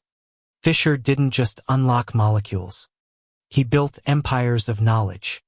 He trained an entire generation of chemists, establishing chemical research institutions at Erlangen, Würzburg, and finally the University of Berlin, where he served as director of the chemistry department. Under his leadership, Berlin became one of the most prestigious chemistry hubs in Europe. In 1902, the Nobel Committee awarded him the prize for his work on sugar and purine synthesis. There was no controversy, no debate, just awe. He had done what most chemists only dreamed of. He turned the chaos of nature into a reproducible, logical structure. He made chemistry a language anyone could learn, provided they had the patience to memorize hundreds of reaction pathways and the resilience to work through endless recrystallizations. But Fisher's brilliance came at a cost. He was a perfectionist to the point of obsession. His lab notebooks were works of art. His experiments repeated until no error could survive. Colleagues admired him. Students feared him. And over time, the pressure took its toll. Tragedy struck during World War I. Fisher, a lifelong pacifist, was devastated by the war and even more so by its personal consequences. 2 of his sons died in the fighting. Another returned home wounded. The losses broke something in him. He continued working, but his once tireless energy began to ebb. He suffered from stomach cancer and his mental health deteriorated. In 1919, overwhelmed by grief and illness, Fisher took his own life at the age of 66. His death shocked the scientific community, but it also galvanized their appreciation for his legacy. Today, Fisher is remembered not only for what he discovered, but for how he changed the practice of chemistry. His name is etched into scientific terminology. The Fisher projection is still used to represent three-dimensional molecular structures on two-dimensional paper. His theories form the bedrock of modern biochemistry. And his approach, precise, patient, unrelentingly thorough, remains the gold standard for chemical research. So here's to Emil Fisher, the man who decoded the language of life's building blocks. One carbon atom at a time, he found logic in chaos, harmony, and complexity, and he showed the world that science, like art, is often built on obsession. Beta-Zine, the physicist who split light and shattered assumptions. Grab your goggles and prepare for photons, darling, because now we're diving into the curious brilliance of Peter Zine, a Dutch physicist who didn't just observe the universe.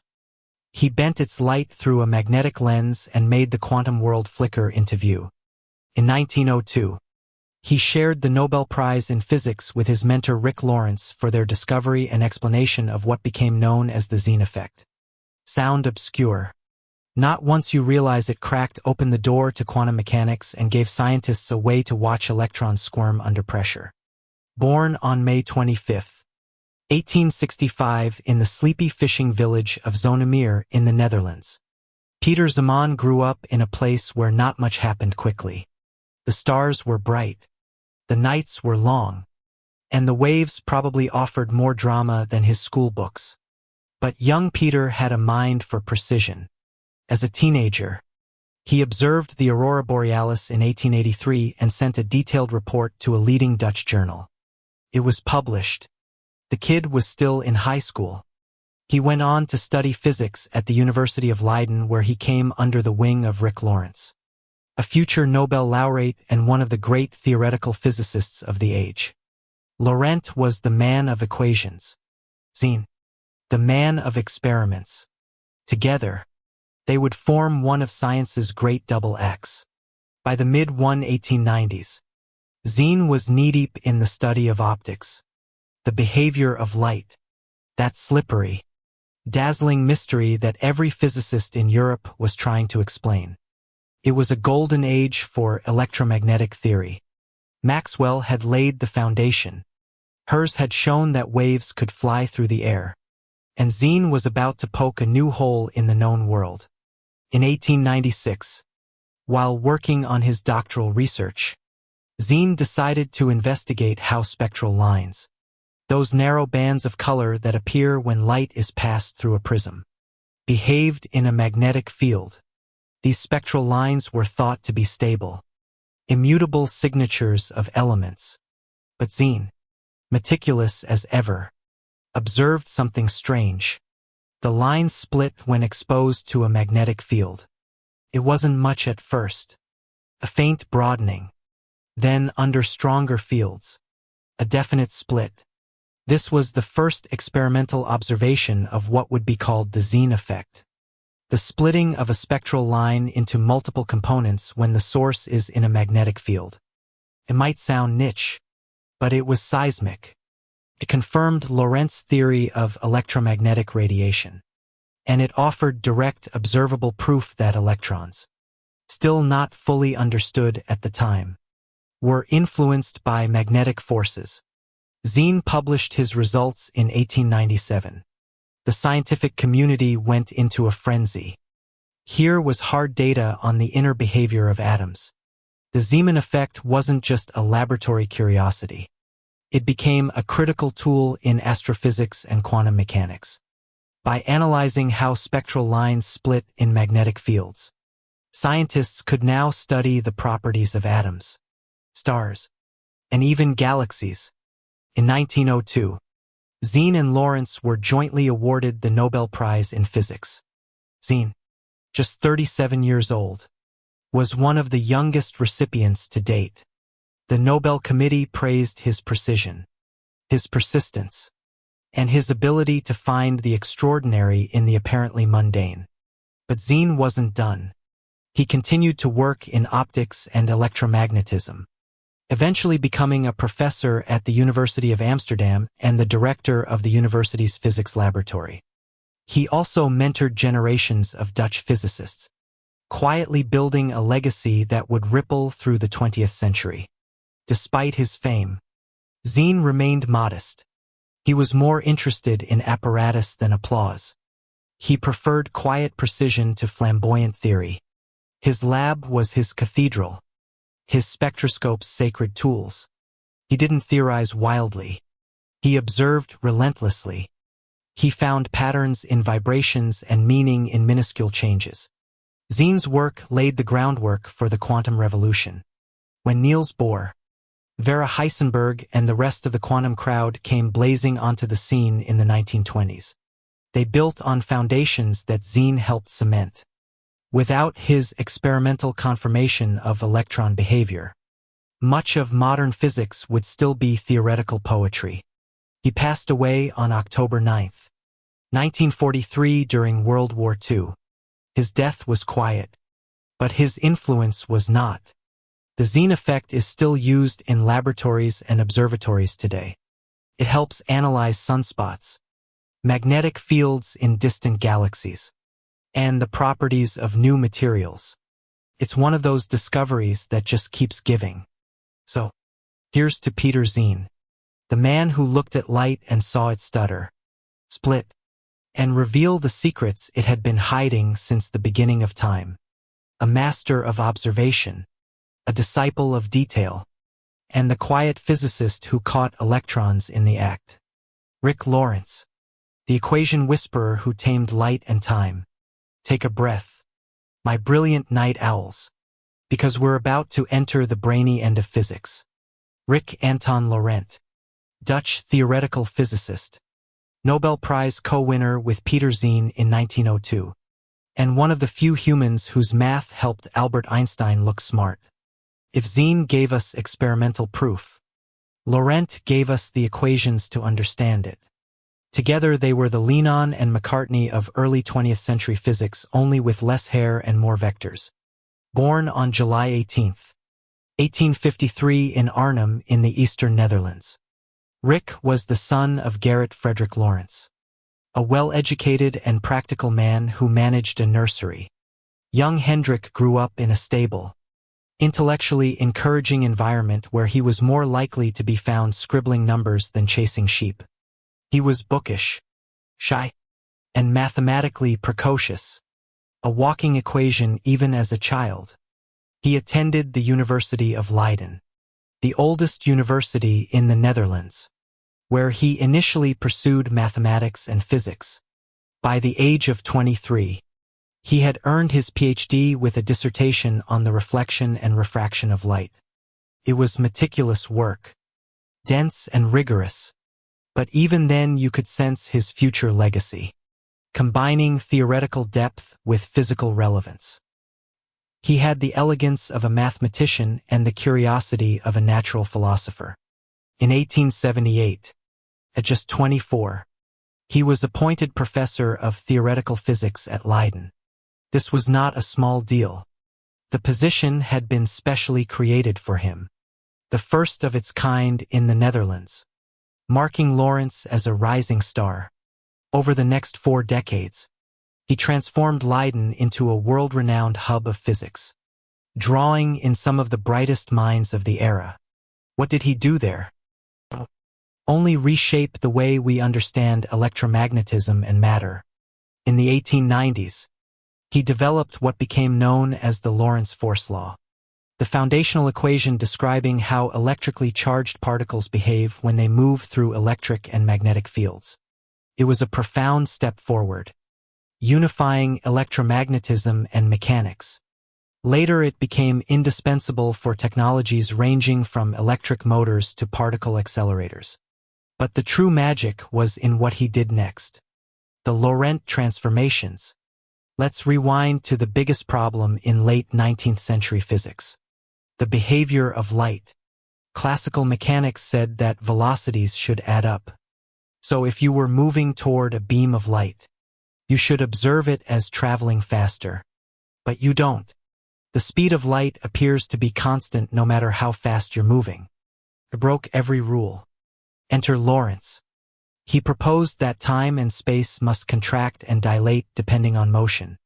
In 1895, he published the mathematical formulas now known as the Lorentz transformations, which describe how measurements of space and time change for observers in relative motion.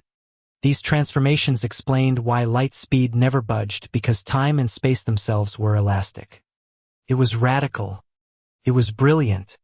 And it set the table for Albert Einstein's theory of special relativity. In 1905, Einstein himself said he stood on Lorentz's shoulders. Without Lorentz, there might be no E equals mc squared, no general relativity, no GPS satellites. Meanwhile, in the lab, Peter Zien had been experimenting with how spectral lines behave in magnetic fields. When he observed that they split into components, a phenomenon now called the Zien effect, he turned to Lorentz for an explanation. Lorentz did not disappoint. He used his electromagnetic theory to explain how magnetic fields alter the motion of electrons within atoms, causing the observed spectral changes. It was one of the first times theory and experiment had come together so perfectly in physics. For this, the two shared the 1902 Nobel Prize in Physics. The citation read, "In recognition of the extraordinary service they rendered by their researchers into the influence of magnetism upon radiation phenomena." It was a joint win, but both men brought distinct genius to the table. Zien, the meticulous experimentalist. Lorentz, the quiet wizard of the blackboard. But Lorentz was far more than a physicist's physicist. He was a philosopher of science, deeply engaged with the conceptual foundations of nature. He explored the ether theory, the prevailing idea that space was filled with the mysterious substance through which light waves traveled. Although Einstein would later dispense with the ether altogether, Lorentz's efforts to understand it helped clarify the need for a new conceptual framework.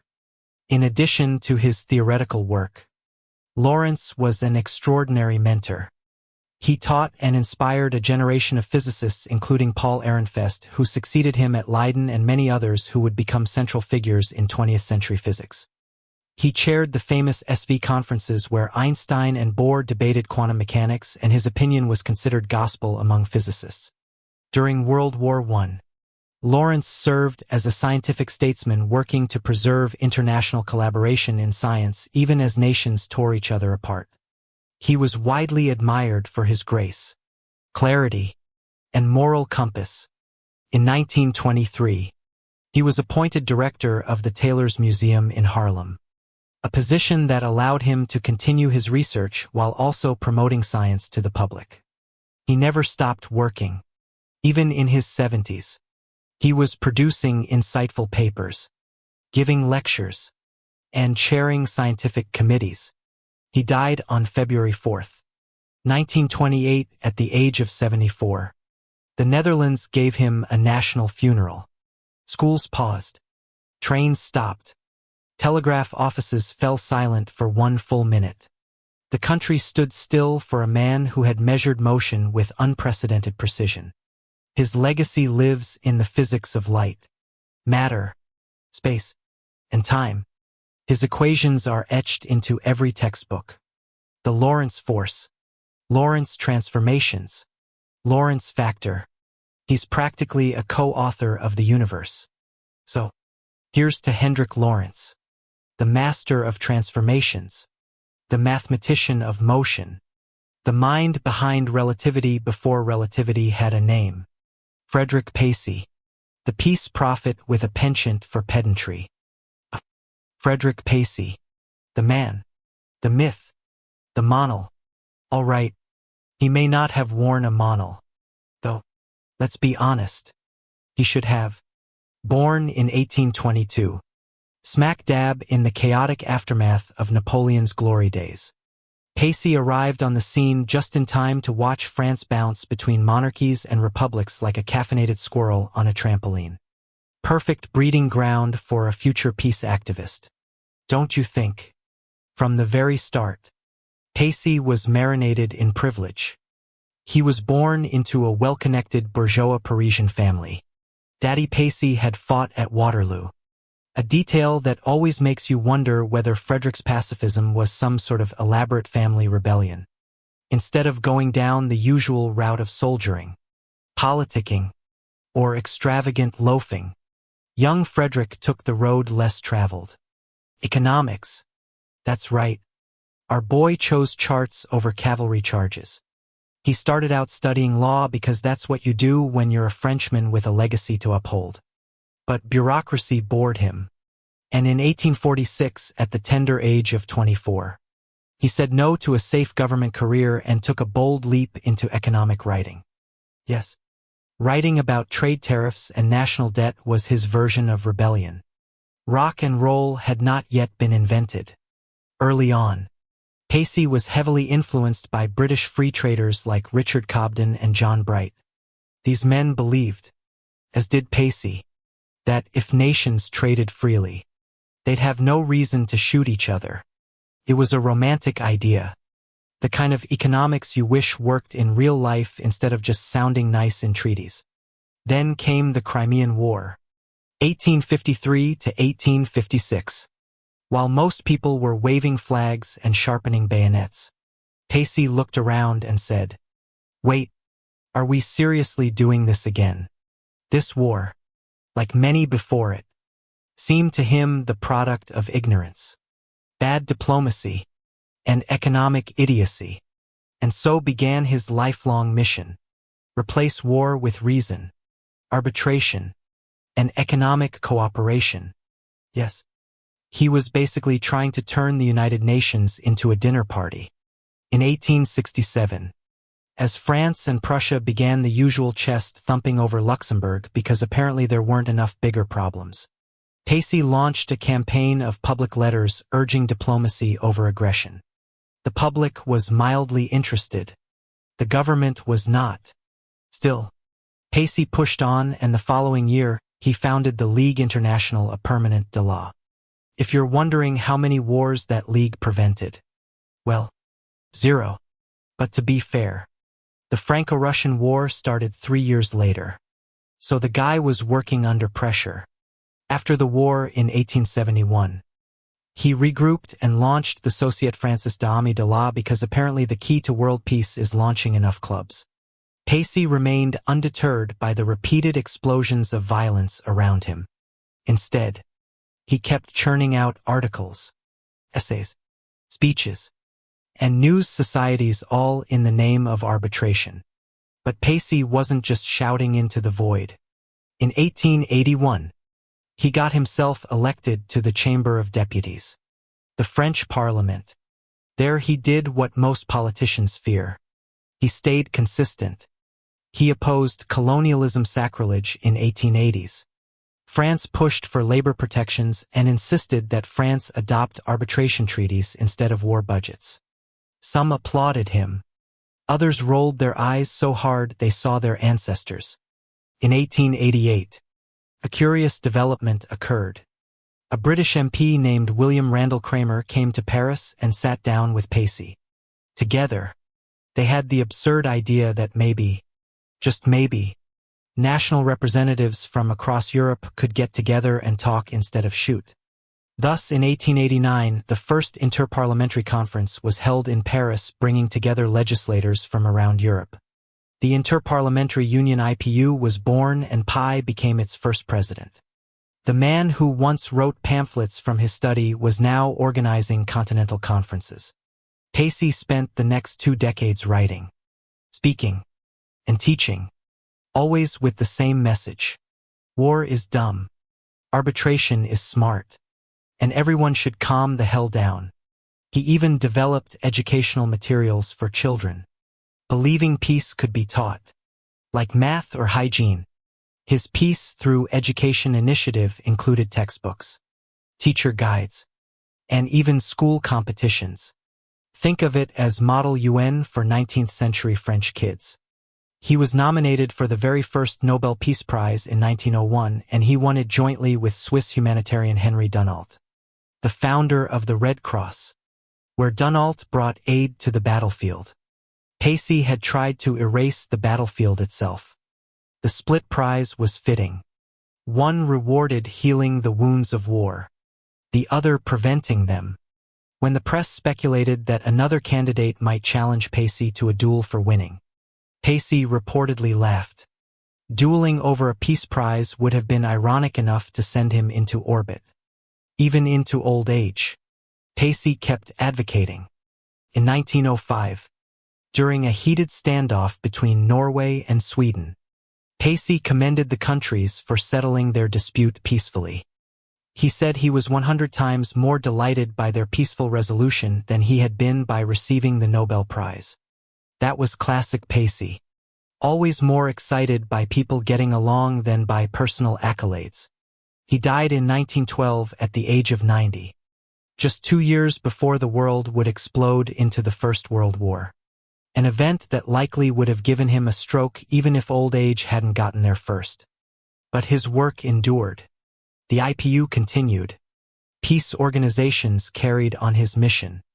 And the Nobel Peace Prize became the most prestigious recognition for the kind of work he championed. Pacey wasn't perfect. He could be preachy. He sometimes sounded like a sanctimonious dinner guest who wouldn't shut up about trade balances. But he was also sincere, tireless, and unshakably principled. He believed in the power of reason over rage, dialogue over destruction, and in a century soaked in blood. That belief was revolutionary. So there you have it.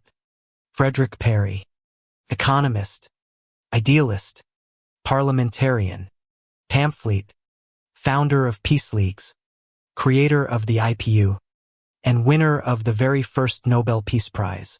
The man who tried to argue the world into sanity. Henry Dunn, the accidental angel with a killer beard. Now, dear dreamer, we turn to a man whose life sounds like a biblical parable ghost written by a war correspondent with a flair for melodrama. Let me introduce you to Henry Dunant, Swiss businessman, hopeless idealist, absolute disaster of a financier, and the man who accidentally invented humanitarianism while running extremely late to a meeting. Born in Geneva in 1828, Dunant came from a wealthy Calvinist family that was so charitable they probably hosted dinner parties where the main course was virtue. His parents made philanthropy look like a competitive sport. The young Henry spent his teenage years founding Christian youth clubs and helping the poor. But don't let the saintly resume fool you. This guy would eventually end up bankrupt. disowned, and living in a one-room hospice. But we'll get there. Young Henry dabbled in banking and colonial interests, and by his late 20s, he was a globe-trotting businessman angling to secure land and water rights in French-controlled Algeria, which is how in June of 1859, he found himself in northern Italy near the town of Solferino. He wasn't there for sightseeing. He was trying to chase down Napoleon III to ask for support for his business venture. Classic do not move. Barge into a battlefield to hand someone a business proposal. Except Solferino was in the middle of a war. On June 24th, the Austrians and the Franco-Sardinian alliance decided to paint the fields red with the blood of 40,000 soldiers in a single day. Dunn arrived just after the carnage and was, in a word, horrified. There were tens of thousands of wounded and dying men lying in the sun, most of them untreated, moaning for water or mercy or both. Local civilians were trying to help, but there was no organized system. It was a humanitarian disaster with extra blood. Now, most of us would take one look at that mess, say yikes, and find the nearest exit. Do not. He dove in. He organized volunteers, begged doctors to help regardless of nationality, distributed supplies, and generally turned himself into the Mother Teresa of Lombardy. His rallying cry became Tutti Fratelli. We're all brothers. If he'd had a TikTok, it would have gone viral. When he returned to Geneva, he wrote it all down in a slim punch to the gut book called A Memory of Solferino. It was published in 1862 and read like an eyewitness account of hell with a side order of righteous fury. It did not, however, include any updates on his failed Algerian business venture, which had gone up in flames while he was busy saving lives. Priorities, right? The book was a sensation. Called for two things: a permanent relief organization to care for wounded soldiers regardless of nationality, and an international agreement to protect medics and the wounded during war. Radical, right? But apparently people were into it. A committee formed in Geneva in 1863, including Junel and 4 other Swiss men to make his idea a reality. This was the birth of the International Committee of the Red Cross. Now, let's be clear. Junel was the heart and soul of the Red Cross. He had the vision, the charisma, and the publicity instincts of a 19th-century influencer. But he was also, shall we say, not the most financially responsible man. While the Red Cross was gathering steam, Dunn's business empire was sinking faster than his reputation at a shareholders' meeting. By 1867, he was declared bankrupt, publicly humiliated, and expelled from the Red Cross Committee by his own colleagues, who were increasingly uncomfortable with being linked to a man whose balance sheets looked like battlefield triage reports. To add insult to injury, he was also kicked out of the Geneva Society for Public Welfare and exiled from polite society. His family disowned him. He wandered Europe in obscurity, living in cheap lodgings, depending on friends and charity, and watching as the organization he founded grew into a global juggernaut without him. Still, Henry didn't stay silent. He wrote, spoke, ranted, pleaded. He supported the idea of international law protecting civilians and prisoners of war. He agitated for peace, women's rights, the abolition of slavery, anything that smacked of basic human decency. He just didn't have the clout or the cash to get people to listen anymore. For decades, he lived in near anonymity. And then, plot twist, in the 1890s, a journalist rediscovered Dunel living in a hospice in Haydn, Switzerland. The article went viral by 19th century standards, and suddenly the world remembered him. He began receiving letters, visitors, even a small pension. And in 1901, when the first Nobel Peace Prize was awarded, it went to 2 people: Frederick Pacey, the lecture-loving pacifist from Chapter 1, and Henry Dunel, the broken, aging founder of the Red Cross. Dunal accepted the award, but refused to attend the ceremony. He spent his last years alone.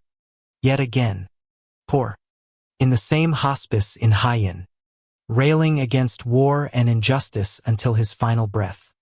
He died in 1910 at the age of 82 with barely more than a Bible and a medal to his name. The Red Cross, of course, went on to become the world's most recognized humanitarian organization. June's ideas were codified in the Geneva Conventions, and every time an ambulance zips through a war zone, you can thank the idealistic businessman who couldn't sit still after seeing too much suffering. So yes, Henry Dunal was messy. He was dramatic. He was infuriating. But he was also brilliant, brave, and far ahead of his time. The man failed as a businessman, but succeeded as a human being. He tried to make war a little less barbaric, and in doing so, changed the rules of war forever. Raise a glass or a bandage to Henry Dunal, the accidental angel of Solferino. Sully Prud and the poetic Nobel Prize plot twist no one saw coming. Sully Prudhomme. The name alone sounds like it should belong to a wine critic or a particularly well-dressed detective in a Parisian noir. But no, Sully was a poet, a very serious, very French poet. And in 1901, when the Nobel Committee handed out the very first Nobel Prize for Literature, they gave it to this man. Not Tolstoy, not Ibsen, not Zola. They gave it to a dude who spent most of his time writing about metaphysics and melancholy. Let that sink in. The inaugural Literature Nobel went to a guy who wrote about the soul of things literally, and the literary world lost its mind. But let's back up. Sully Prudhomme was born René François Armour Prudhomme on March 16, 1839 in Paris. You know, back when revolutions came with baguettes and barricades. His father died when he was just a kid, and his early life was modest. He studied at the Les Bonaparte and originally aimed to be an engineer. Yes, really, France could have had another Gustave Eiffel. But fate and a persistent eye condition had other plans. He switched to studying law, then got bored of law. Who doesn't? And finally, like a true existentialist in the making, fell into poetry. He joined the literary salons of Paris and started publishing in the 1860s. His first collection, STEs, a poem 1865, was a hit with the kind of people who read poetry for sport. He wasn't flashy or political. He wasn't scandalous or satirical. Sully was precise, melancholic, almost mathematical in his metaphors. He was the kind of poet who wanted to explain the universe using a sigh and a semicolon. Now, during this time, French poetry was crawling with wild children. The symbolists, the decadents, the romantics, all trying to out-weird each other. But Sully, he kept it dignified. Think of him as the guy at the party who sips absinthe but insists on reciting Horace in Latin. His breakout poem, Vase Brise, The Broken Vase, became a symbol of fragile human emotion, a sentimental object lesson in poetic form. It described how even a small crack left unhealed can eventually destroy something beautiful. It's about love or trauma, or maybe crockery, depends on your level of heartbreak. The Franco-Russian War 1870–71 shook Prudhomme deeply. He served in the National Guard during the Siege of Paris, and after the war his poetry turned increasingly philosophical. He began exploring science, morality, the human condition, all with the emotional restraint of a man trying not to spill red wine on a white tablecloth. In 1878, he published Listus, a long, dense philosophical poem that read like a courtroom drama between reason and emotion. He was elected to the Acadie Française in 1881, the French Literary Hall of Fame, and took his seat among men in powdered wigs. Metaphorically, at least, he became known not just as a poet, but as a poet who thought poetry should elevate the soul, not just decorate it. While others wrote about lovers and opium, Prudhomme wrote about atoms, logic, and the moral compass. So when Alfred Nobel died and left his fortune to establish prizes for human achievement, his will said the literature prize should go to the most outstanding work in an ideal direction. Cue chaos because no one could agree on what ideal direction meant. World-changing, morally uplifting, spiritually moving, basically not Tolstoy. The Swedish Academy made its pick in 1901 and voila. Sully Prudhomme. The backlash was immediate. People screamed for Leo Tolstoy. Even Tolstoy was confused. But the committee defended their choice. Prudhomme represented the idealistic intellectual tradition of European poetry. He wasn't a firebrand. He wasn't controversial. He was elegant, cerebral, and emotionally subtle. Prudhomme, for his part, accepted with grace. He used a good chunk of the prize money to establish a poetry fund with the Académie Française to support young poets. He basically turned around and said, "Thanks for the cash. Now, let's help the kids. Say what you want." The man had class. But behind the calm exterior, he wasn't well. Prudhomme suffered from health issues for years. His eyesight had been a problem since youth. And later in life he was frail and largely confined to his home. His final works veered into abstract territory. More philosophical musings than traditional verse. He was in many ways trying to write his way into the metaphysical beyond. He died on September 7th, 1907 in Cheton-Malibri quietly without drama. No scandals. No public fallouts. Just a bookshelf full of carefully crafted verses. A Nobel medal. And a legacy built not on shock but on sincerity. So why does Prudhomme matter? Because he was the first writer to be crowned by a prize that would later celebrate Hemingway, Morrison, Neruda, and Dylan. Don't get me started. He represented a moment in time when the Nobel Prize thought literature should be a guiding light, not a roaring fire. He was mocked, misremembered, and eventually overshadowed. But in 1901, Sully Prudhomme was the man of the hour, the quiet laureate, the poetic plot twist. Rest well, dear dreamer, and please handle all emotional VS with care. Emil von Behring, the antitoxin alchemist who fought death with a syringe. All right, my darling dreamer, settle in. We turn our microscope toward a man who didn't just battle disease. He punched it square in the proteins. Emil von Behring, the first ever Nobel Prize winner in physiology or medicine, is perhaps the least romantic of the early laureates. No brooding poetry, no peace rallies, no metaphysical metaphors about vases, just science syringes and one seriously heroic immune system. Born on March 15, 1854 in Hansdorf in what is now Poland. Emil Adolf Behring was the son of a schoolmaster. He was the eldest of 13 children, which is probably how he developed a high tolerance for chaos and noise, both of which would later define his laboratory. The family was poor and Behring had to claw his way into education. He attended gymnasium in Hohenstein and in 1874, with no money for a traditional university, he enrolled at the Prussian Military Medical Institute in Berlin. The tuition was free, but the price was military service. There he trained to become an army doctor, while other students flirted with romantic poetry and jewels. Behring was busy learning how to stitch wounds and dodge bureaucracy.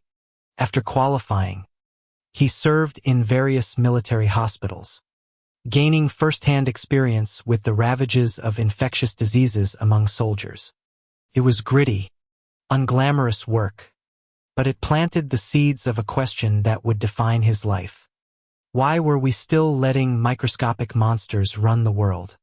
In the 1880s, Behring managed to land a research post at the University of Berlin under the legendary Robert Koch, who had already isolated the bacteria responsible for anthrax and tuberculosis.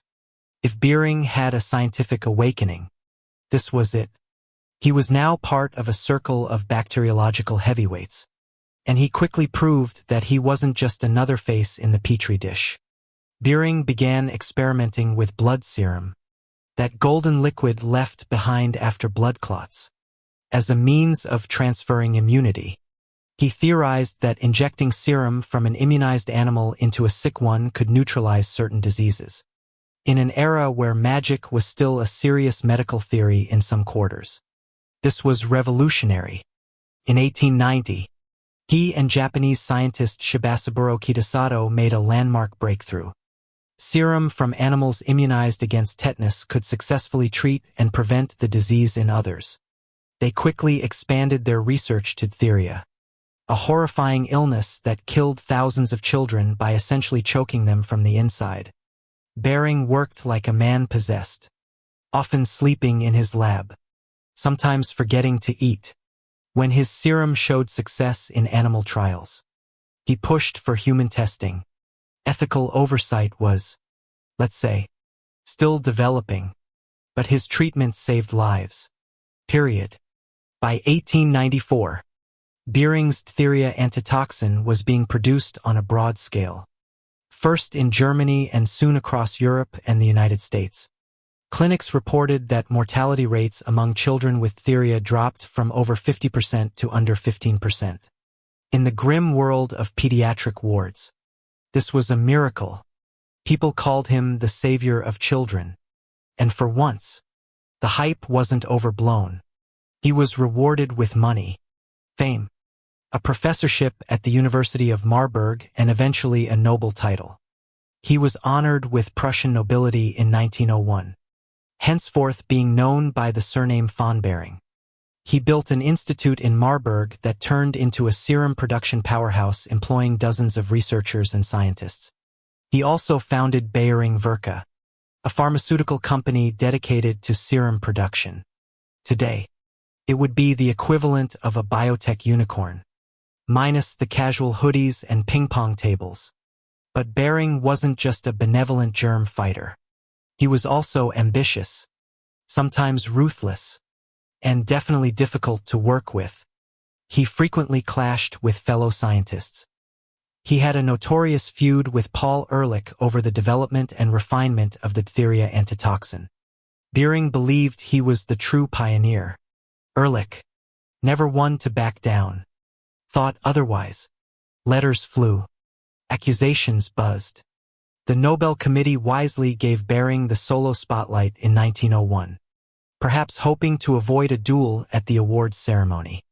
Speaking of the Nobel Prize, when Alfred Nobel laid out his will, stating that the prizes should reward those who conferred the greatest benefit to mankind, Behring's name must have practically leapt off the short list. He didn't just talk about saving lives. He had actual data, actual children who lived to grow up thanks to a needle and some horse serum.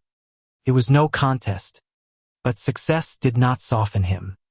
Behring remained a stern taskmaster in his lab, often dismissing students and collaborators who didn't meet his impossibly high standards. He lived in a castle-like home near Marburg, funded by his considerable earnings. There he hosted elite guests and dictated the pace of vaccine development like a scientific emperor. Yet despite the grandeur, he remained deeply engaged in research, publishing papers until his final years. Behring's later work focused on tuberculosis, the white plague of Europe.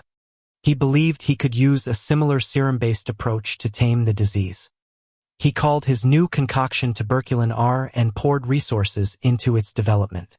The results were mixed at best, and critics accused him of promoting a treatment without adequate evidence. It didn't tarnish his legacy, but it did show that even the greats can fall prey to their own hype. He died on March 31, 1917 in Marburg, just as World War I was tearing Europe apart. While others were marching to war, he had spent his life fighting microscopic enemies far more deadly than any soldier. His institute continued his work, and the name von Behring became synonymous with immunology and vaccine science. Today he is remembered not only as the founder of serum therapy but also as a pioneer of preventative medicine. Long before the polio vaccine or mRNA, there was Behring hunched over a microscope figuring out how to bottle immunity. So yes, Emil von Behring was no romantic laureate. He didn't write odes or found peace movements. But he took on death with science and walked away with a Nobel Prize and millions of lives saved.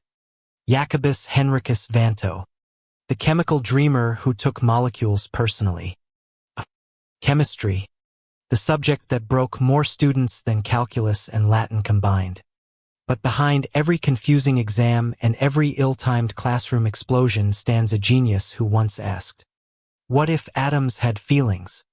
Enter Jacobus Henricus van 't Hooft, the man who turned chemical equations into poetry and won the very first Nobel Prize in chemistry in 1901.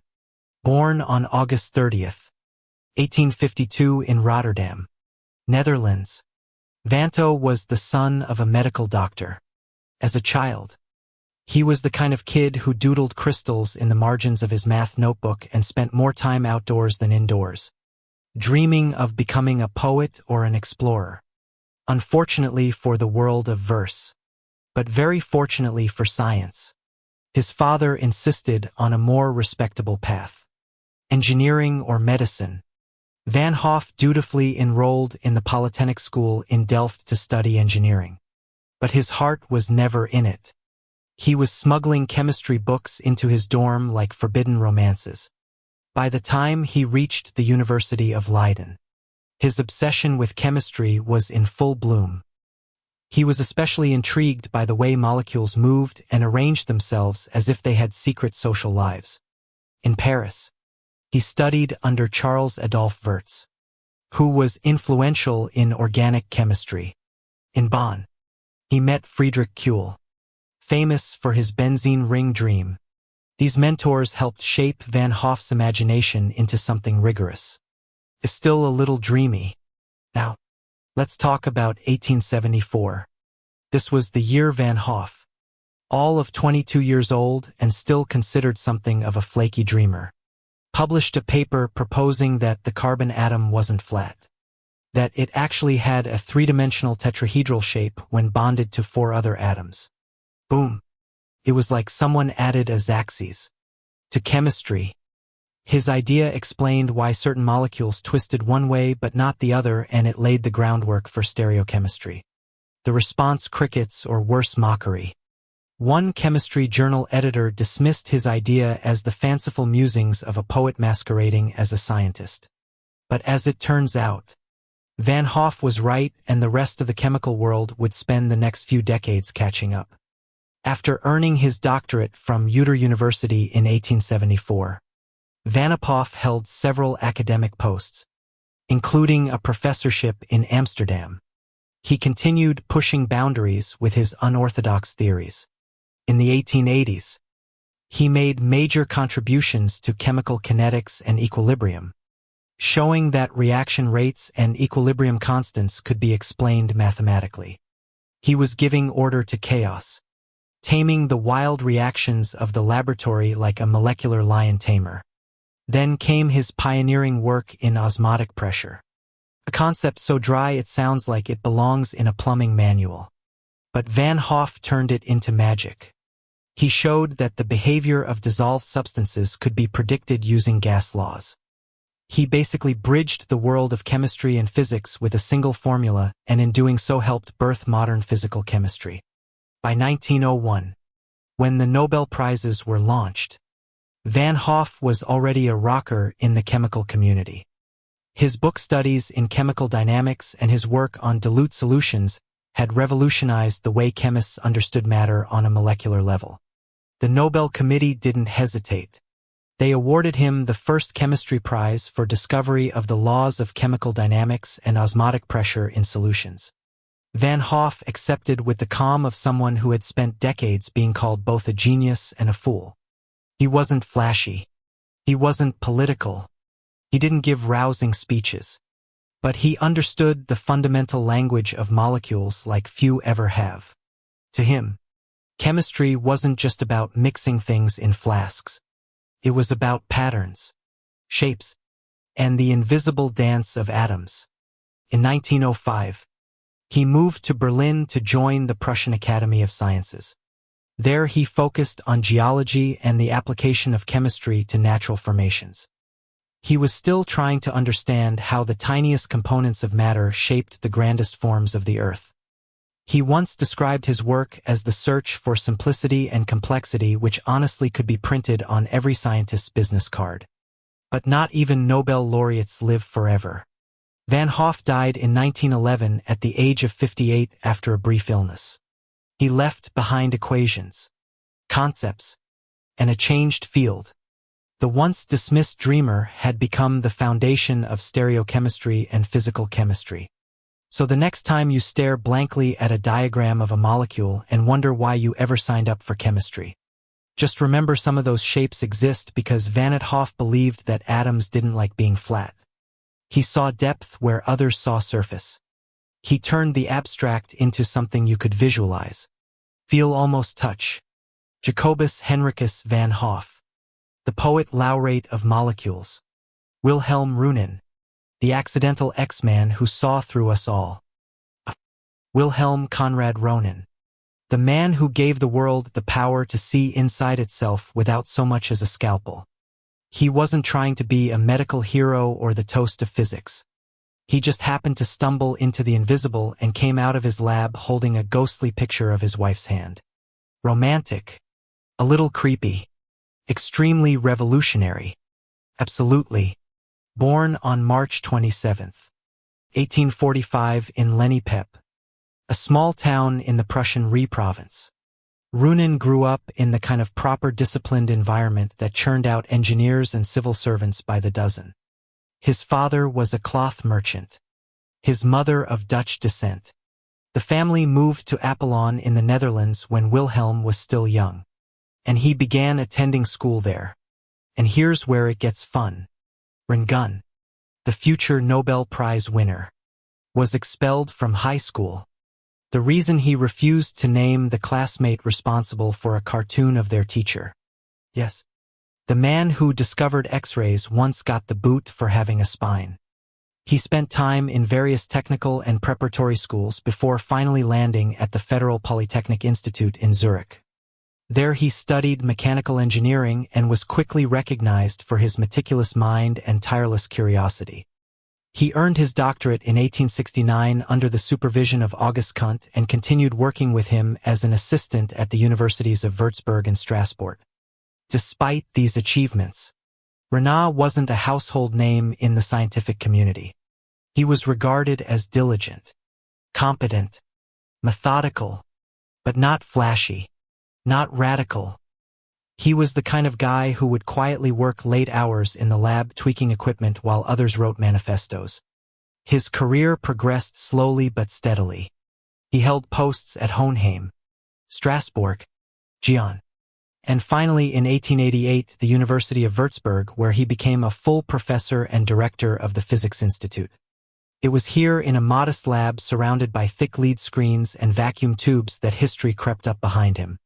In the fall of 1895, Röntgen was experimenting with cathode ray tubes, glass vacuum tubes with electrodes at either end designed to produce high-voltage discharges. His particular interest was in the behavior of these rays in sealed tubes wrapped in black cardboard. The evening of November 8th, he noticed a peculiar glow emanating from a fluorescent screen coated in beryllium platinocyanide. Even though it was several feet from the tube and shielded from light, he had no idea what was causing it. That's when he did something beautifully old school. He began to investigate. For weeks, Röntgen worked in secret, living almost nocturnally in his lab, chasing down the mystery of these invisible rays. He tested how they interacted with different materials: metal, wood, glass, flesh. He found that while they could pass through soft tissue, they were blocked by denser substances like bone and lead, and they could imprint images on photographic plates. He called them X-rays to denote their unknown nature. On December 22, 1895, he took the now famous image of his wife Anna Bertha Ludwig's hand. The photo showed her bones in stark contrast, her wedding ring appearing as a white circle. When she saw the image, she was horrified. "I have seen my death," she reportedly said. It was the first human X-ray ever taken, and it chilled and fascinated the world in equal measure. In January 1896, Roonin published his paper on a new kind of rays, and within weeks, scientists across Europe and America were replicating his findings. The practical applications became apparent almost immediately. Surgeons began using X-rays to locate bullets, fractures, and foreign objects inside the body. Dentists peered into jawbones. Physicists went wild. Public fascination exploded, with newspapers running X-ray images and speculative illustrations of future X-ray glasses that could see through walls. It was a revolution, and Renan, the quiet man in the lab coat, was suddenly famous. Yet fame didn't change him. He refused to patent the discovery, believing it belonged to humanity. He declined opportunities to capitalize on his new celebrity. When he was awarded the first Nobel Prize in Physics in 1901, the committee cited his work as epoch-making. He accepted the prize money but donated most of it to the University of Wisburg. Still, not everything about X-rays was immediately understood. The long-term effects of radiation exposure weren't known, and early adopters paid a price. Burns, radiation sickness, and eventual cancers became tragically common among pioneers in radiography. Roonin himself was cautious, often shielding his hands and limiting exposure. But even he was not immune to the risks. In 1900, he left Würzburg for a position at the University of Munich, where he continued teaching and performing research, though he never again produced work as world-shaking as his discovery of X-rays. He remained a private man, avoiding the limelight and declining to have institutions named after him. Even when he was offered a Nobel title, he politely refused. World War I hit Rankin hard. He lost much of his savings due to the inflation and economic turmoil of post-war Germany. His wife Anna died in 1919, and Roonin himself succumbed to intestinal cancer in 1923 at the age of 77. He died nearly penniless. His legacy scattered across hospital walls and radiology labs around the globe. Today his name lives on in the term rungun ray, still used in parts of the world to describe X-rays. The unit run is a measure of radiation exposure. His invention became the backbone of diagnostic medicine, opening up new realms of research and forever changing how we look at the human body. So let us raise a metaphorical glass to Wilhelm Röntgen, the unassuming genius who peeled back our skin and let science look beneath, all without ever asking for a single dime in return. He didn't want fortune or fame. He just wanted to see the truth, even when it was hidden in the dark.